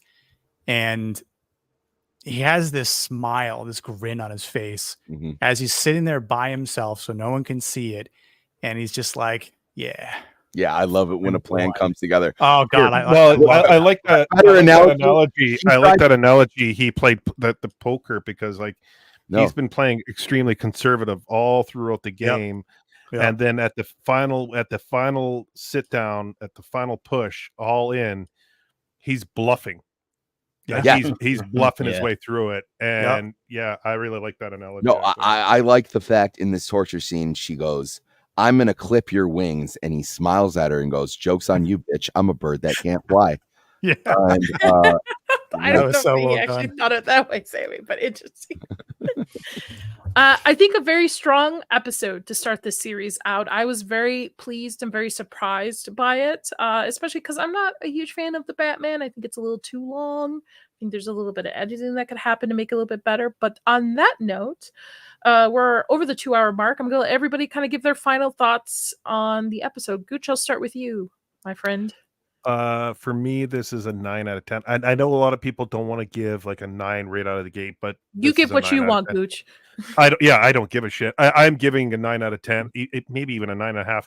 This is how you bring people in to watch a series. Mhm. The other episodes can be 8s, maybe even 7s, or like there's going to be, I'm sure, lull periods there. But this is a like almost 9.5 out of 10. Like everything about this was just top notch, and yeah, I appreciate everything. Like I in my head I've have all these theories that, and I'm just like, fuck, like when's the last time I started thinking like this? Like Sopranos, I can't even really think of any other shows like The Wire, that where you're sitting there constantly thinking, where is this taking me? Where are Breaking we Bad. gonna go? Mhm. Breaking Bad, even Call Saul, like it just like Yes. it's Yeah. it's so many. Like, this is like a fantastic series so far, and I get the cautiously optimistic, but I'm fully in for this. I'm thinking this is going to be like the series of the year. Oh, that's strong. Yeah. All right, Sammy, next 3 hours. What are you rated, Sammy? Sorry. No, you're fine, Sammy. For this one, yeah, I'm right there with Gooch. It was like these people in the writing room saw their task, realized what their homework was, did it, and accomplished it. I mean, this is how I would like to see you do. Like, if you were to tell me, like 2 years before the show was made, it was like, they're going to make a show about the Penguin. It's going to be in between movies. You're going to have to do, I would have been like, oh no, this sounds like a nightmare. I was like, one, you have Colin Farrell's electrifying, just like performance of this. You have, a team of writers. One happens to be a woman. If you want to put that into thing, I was like, I think the ship flows. It doesn't matter what gender you are. Either way, it's well written. But it was like, these people understand the medium that they're trying to tell you a story in. They have stuff for people who are insane like myself, and then they also have shit for normies, and it all works. And like the comparisons that I'm hearing, and I was like, oh, by all means, please compare it to The Sopranos, which people argue is like one of the best shows ever written. I'm so enthusiastic about this goddamn episode that I'm worried about other episodes, because I think this I hope is this doesn't break your heart, Sammy. Oh, I really hope not. okay, I'm gonna say season 2 House of the Dragon nearly broke me. I was like, if you look at my face in the beginning of the season, towards the end, Yes. there's a very different Sammy. I am much more enthusiastic about this, simply just because it has a closer place to my heart. But I will also say, it was like they are setting up. They're doing really, really in even subtle things that just shows that people are actually taking the time to write a good show. And you know, and Gooch said it earlier. I said it earlier. I was like, you know, when he's comparing it to Breaking Bad and all those things, I am glad that I have to dust off those gears in my head where I have to speculate about things and wonder about where a show is going. I haven't felt this way about a show in a very long time, or at least not been constrained in a way where I'm going, well, it's either this or this. And I was like, we talked, that's probably why the episode was so long tonight, was it could have gone in so many different ways, and all of them are plausible, all of them are well written, but all of them are established, and that is good writing, you know. No, I'm right. But either way, like I said, I will easily give this a 9 out of 10. I think this is one of the best pilot episodes in any medium, any genre, like comedy, whatever. I was like, there's very few that have sucked me in this way, where I was like, oh my God, I have to wait another week to watch another fucking episode of this. Let's go. Yeah. Nick, how are you going to follow up with that? Ooh, man, tough one. No, I agree though. Yeah, this is probably this has been one of the best pilot episodes we've seen in a while. And I was trying to think about other shows that has come out this year on the various streaming platforms, and to list some that I thought were good and would advise people to watch. Shows like The Gentleman from Guy Ritchie. His Gentleman movie. Three Body Problem was another great show on Netflix, and a show like that came from a book. Something like this with Penguin. This comes from comics that have been around for decades, especially a character like the Penguin. But in particular, when you've got something that is being originally written, there are dangers, and much like people have said, and to kind of back what Kusha said, there is an understanding about being cautiously optimistic. But when you have, regardless of who it is, or if you're man, woman, you're some green thing that comes from outer space, and you write something that it just has a well-written story, dialogue, characters, character arcs, all that makes sense and all coincides for a full season.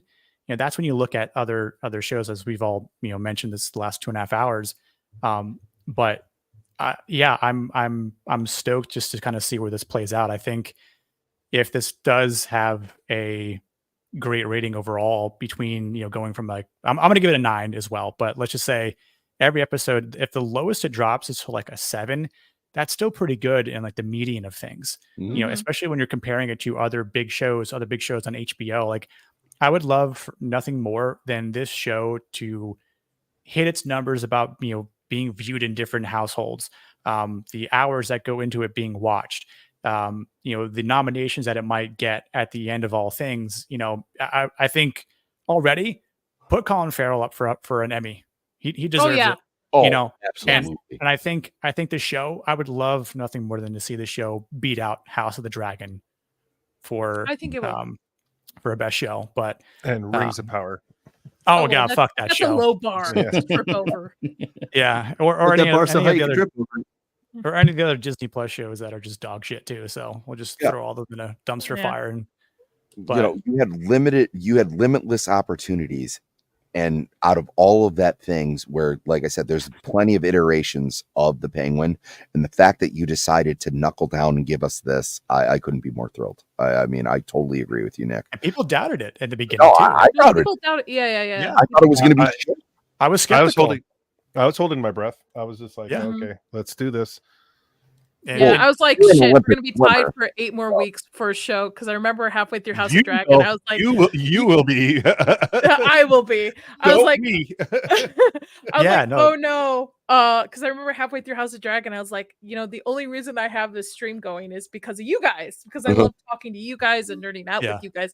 Otherwise, I would have been like, nope, I'm done. Oh no, my friendship with you was the only reason I finished that Yeah. season, because how many times did we go? How many times in every episode did I go, well, it's going to kick off the next episode? Yeah. What? We Next all were episode like, should be good. all the Next pieces episode are on should the be good. board. They got to do it now. And I was like, please don't do this to me again. Like my heart can only take so I'll much. let you finish up, Nick. No, no, Jed, I think Gooch brings up a good point. We held our breath, but it feels good to, as we're just exhaling, to say something like, fuck, that was great. Because Mhm. I mean, again, it's been a while since I've been able to chat with people and theorize things. Where is this going? Where's that going? Because it's not like this is following a book, following a comic line, page for page, where we know where it's going to go, where we know what's coming. Like, we really don't know where they're going to go with this, which we have our theories and speculations, but I think that's one of the best things, and you see in writing is where you don't have a story like this telling, or like, any show telling you where it's going to go. Like, we've got to give you the breadcrumbs, like, and we're going to spell things out for you because we think you're stupid. It's like, no, like, let us guess and let us wait and see as every scene unfolds, because that's where like the beauty in the writing comes in. That's where we can see, holy shit, that was cleverly written. Oh my God, you used this in the beginning and we see it come in the end. And I'm sure we're going to see things in this first episode that are going to be in various episodes and so forth. So, I mean, I've got big expectations for the show now, and I hope I'm not heartbroken like Sammy might be if it all kind of goes Falls to apart. hell. Yeah. Yeah. I will be inconsolable. I know you. The stream's just going to be about consoling each other at that point. Yeah, that's it. We Yeah. won't even talk about the episode that does it. We'll just console each other. Kata, how about you, sir? Final thoughts. Rating. I don't care what anybody says. I absolutely love this You're a show. I Kristen will Cole give stan, it. so I can't say it. So I will Wrong. give it a. Hey, look, listen. Okay, Kristen Cole was the best character the entire season. Okay, let's not do this. All right, but So gay is What- wrong. with this It's a really show strong though, bad opinion to have. this is how you do TV, man. It's just Mhm. it was such a breath of fresh air, especially having to suffer through Agatha. And I was like, this is just so terrible. And then I went and watched this. And I'm like, this is just like I'm hooked in 10 minutes. You got me in 10 minutes. And this is just how you do television. This is how you do characters. Like for the people like that one fucking retard who was in the chat, like, oh, this is woke. The side character, he's Afro Latino, Sophia, woman. You know what I mean? What else? We could say she's I mean, they're just characters. They're just Yeah, they're characters. just not based regular off ass right? people. Yeah, they're just They're people. just characters, and they're all good characters, and you care about all the characters in like the first 15-20 minutes of the show. And I can't stop gushing over it. I really love it. I love the soundtrack. Like the Batman soundtrack, I think is amazing, and they bring some of that into the show. Mhm. And like they Yep. set the tone like in the first 3 minutes with like the little news clips, and it just gets you hooked. This whole thing just gets you hooked, and it has me excited. Like I want to watch the next episode. Like I want to go back. I'm probably going to rewatch it when we get off the stream, honestly. Me And I too. want to make a video on it because it's so good. Like I love it. And Yeah, I might have to. this just shows that we like things. Okay, we like things that are good. If you give us something good, we will like it and we will talk Yep. about it all day long. Yep. And for it has all the elements that a lot of these dumb people like to say is, oh, we shouldn't like, and we still love this show. So for me, it's a 9, maybe a 9.5 out of 10. This is like one of the best pilots for a TV show that I've seen, and I think it'll get better with a rewatch. And if they keep it up this entire way, it's like, I just want the Batman too. Like, golly, this is Yep. great, man. Well, and I don't even care who they pick as the villain. There's so many like speculations on what they're gonna do, but like, it was like if you're gonna keep this tone with this universe, and like you're also gonna do like sideshows, which like by the way, Marvel, take notes. This is how you build characters in a show, and this is off of one episode. Like I mean, That's why I One say episode. Victor Zaz there, Sammy. I because no, I agree. It makes sense. Like when it comes to the movie, it makes sense because It's an educated wish. Because it's going to be Penguin using all these pieces Mhm. to fight against the Batman. That's my thought. But Oh no, I completely agree with that. I'm sorry, Chris. I didn't mean to jump in front of you, but I was just saying it was like, guys, I haven't been excited Amy, please about do something like a this. breakdown of this episode. Please do a breakdown of this episode. I- It's going to be I 5 might hours have to. long, but please do a Anyone Mauler deserves length. to I'm going full Mauler. Yes, please do a full Mauler. I'm serious. You're so passionate about it. I love it. I like this is like you're awake. Like this is the first and this is a subject. no you love. shit. Like, Yeah. dude, you should he's jerk up. off before you come on and do this because, like, you are like so like jacked up. Like you're like, Which is good. Which is good. Which- Like, you're, I you're love it. I love it. Yeah. Chris, go ahead. Sorry. Oh, Kata, are you done? No, I'm sorry, all- Kata. All good. No, I'm done. Okay, okay. Yeah. Chris, go ahead. Go ahead. Oh, sorry. Yeah, no, all good.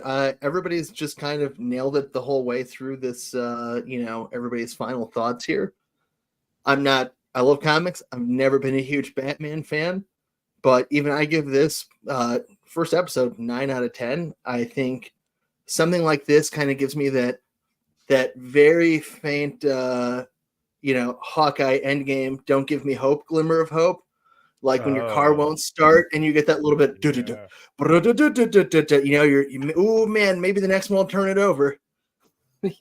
I think this really could hopefully set a turning point for everything. That's probably hoping too high, but I think the relationship between Penguin and Vic is going to be awesome. Their chemistry is great. I'm excited to see more of that. I also think if Vic is not Zaz, I think this will end on a very air quotes happy ending. That's going to end with him looking at a sunset, and it's just going to close in a fade out with a gunshot. They're just going to kind of write it out okay, he served his purpose, because I feel like that would still be a very good Penguin ending. Goodfellas. Yeah, exactly. Yeah. Okay. Yeah, I feel that. I feel and that. Yeah, I like that. The intensity coming out of Sophia Falcone is fantastic. It's not even just crazy eyes, and Gooch will like this because I see the Muhammad Ali in the background. The more we were talking about it today, and we get the pause screens in her eyes, and it reminded me of when Mike Tyson was getting ready to fight Peter McNeely. It's predator eyes. She is tracking her prey the entire time. And if you've never seen the Mike Tyson Peter McNeely stare down, even if you're not a boxing fan, it is one of the it's like dealing with a different creature. See, now you're giving me a chubby. So now you're bringing boxing into this. No, you're right. It's not close. By the way, there was one particular, I don't remember what the scene was, but she was giving crazy eyes, and I turned to Chris. I'm like, "Is that how I am sometimes?" And he's like, "Yes, absolutely." Yeah, exactly. I'm with everybody. I give this a pretty good 9 out of 10 as well. From a writing standpoint, a acting standpoint, casting, chemistry, all of it just fits so well. Special effects and stuff. I'm with you, Nick. Even if we get 7 to 8 out of episodes, Chris, you'll have to explain that later to me. I think if we get those, that's fine, as long as we end with a 9 and a 10. As long as the last 2 episodes is as strong as this pilot, anything in the middle can be just a 7 and 8. That's fine. But I want a strong ending to this. Especially, I honestly would just prefer this just to be a one-time limited series. I don't want sequels. I don't want additional seasons and stuff like that. I'm not a Batman fan, but I will dive into The Long Halloween tonight. Badger, if you're watching. How pissed would you be if it just ends in a black screen at the end? I would actually not be pissed, because it will allow the audience to kind of, I like stuff like that because it allows your audience to go, what if, and it brings discussion to it around. I mean, that's how The Sopranos ended, though. Yeah. Yeah. But it brings, I wish I had watched The Sopranos when it was live, because I would want to know what kind of water cooler discussions we're having the next day. Try watching it with 15 Italian guys. You're watching with 15 Italian guys, and we're all sitting there watching it. Holes in the wall, everyone's freaking out. How can they do this? It was great. But it makes sense. As someone who did watch them, the only thing I got was, your parents let you watch The Sopranos. That's what I got when it came out, when it aired. But I liked it. As somebody, again, I didn't see it when it was live, but when I watched it for the first time all the way through, it made sense because there was things that laid into it earlier on, especially in that season, his dream sequence. Anyway, we're not talking about The Sopranos. Penguin, 9 out of 10.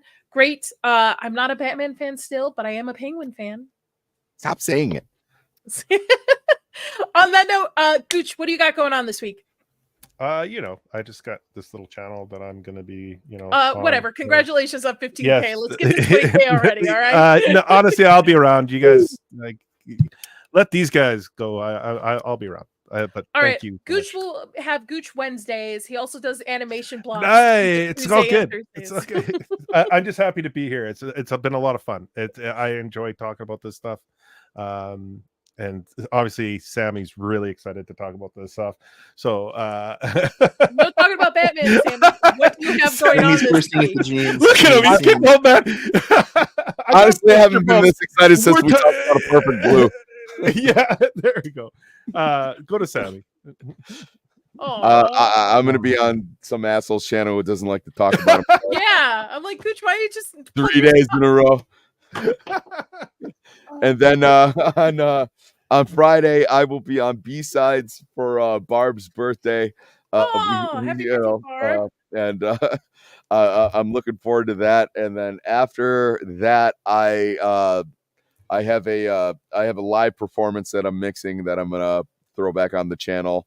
I think I've sent you guys videos of it, but I have better quality recordings of that I want to put out. But other than that, I might have to make a Penguin video apparently, But you do, bud. You really do. You do, man. Yeah. Please put all that energy in there, please. Like, I love it here, but you need to. You really do. You need just like you yourself 5 hours just talking to the camera. You know what? Actually, I like Bobby's. Bobby, I might actually make a Mask of the Phantasm. But thanks to friend of the channel, fellow panelist, I did have a video that I've been working on a script for about Darkwing Duck. And he just, I was on a panel with Aaron Sparrow, who was writing the Boom comics, and he had no problem with letting me pick his brain on that. So I do want to explore the pulp origins that led to Darkwing Duck. And I really want. There's a lot of shadow in Darkwing Duck. There's a lot of other pop culture references that Darkwing Duck like encompasses. And so I have that ticking around in my brain. Otherwise, I might just get pissed off, watching Agatha. Who knows? But there's other people on there, and they're lovely, and we should talk to them because. Max would be a good contact for you two to reach out to. He's a big comic book nerd as well, DC and Marvel too. Nick, what's going on with you guys at the Plot Strikes Back? Yeah, Austin's been busy. He got a new job, so he's got to pay the bills. Yeah, no, for sure. So the show must go on, of course. I'm debating on doing a video trailer reaction on the Thunderbolts official trailer launch that just dropped today. Not the like really crappy low bit rate version that dropped from D23, but aside from that, I know we've got our From stream coming this Friday. Season 3. Yep. So that'll be fun. And yeah, that's pretty much it for now. Okay. Yeah. Kato, what about you? Yes. I'm just gonna be on my channel. I'll be on Twitter a lot. Fridays I do New Black Street on my other YouTube channel with Atreus. It's hilarious. Those have been going pretty good from all the people I keep hearing. Apparently it's hilarious. So yeah, y'all should come over there. It's pretty fun on those streams, having a good time. We're trying to get that to at least, I want to say maybe 500 before the end of the year, but I have to stop putting estimates out because we seem to blow through all those. So whatever happens. Just go sub if you want to. If not, that's completely fine. And then on Sunday, I'll be with the Gooch. I'm doing the late night with the Gooch. Oh, that sounds so weird. But yeah. You're gonna have a good time. Good time. Yeah, I will be there. And then do I have anything else? Yeah, I will be unfortunately on Wednesday after the Agatha episode, I will be on the DA's channel. We'll be going over it. Hopefully it is memeable, because if not, it's just so boring and I don't think I can handle it. So we'll see. Chris.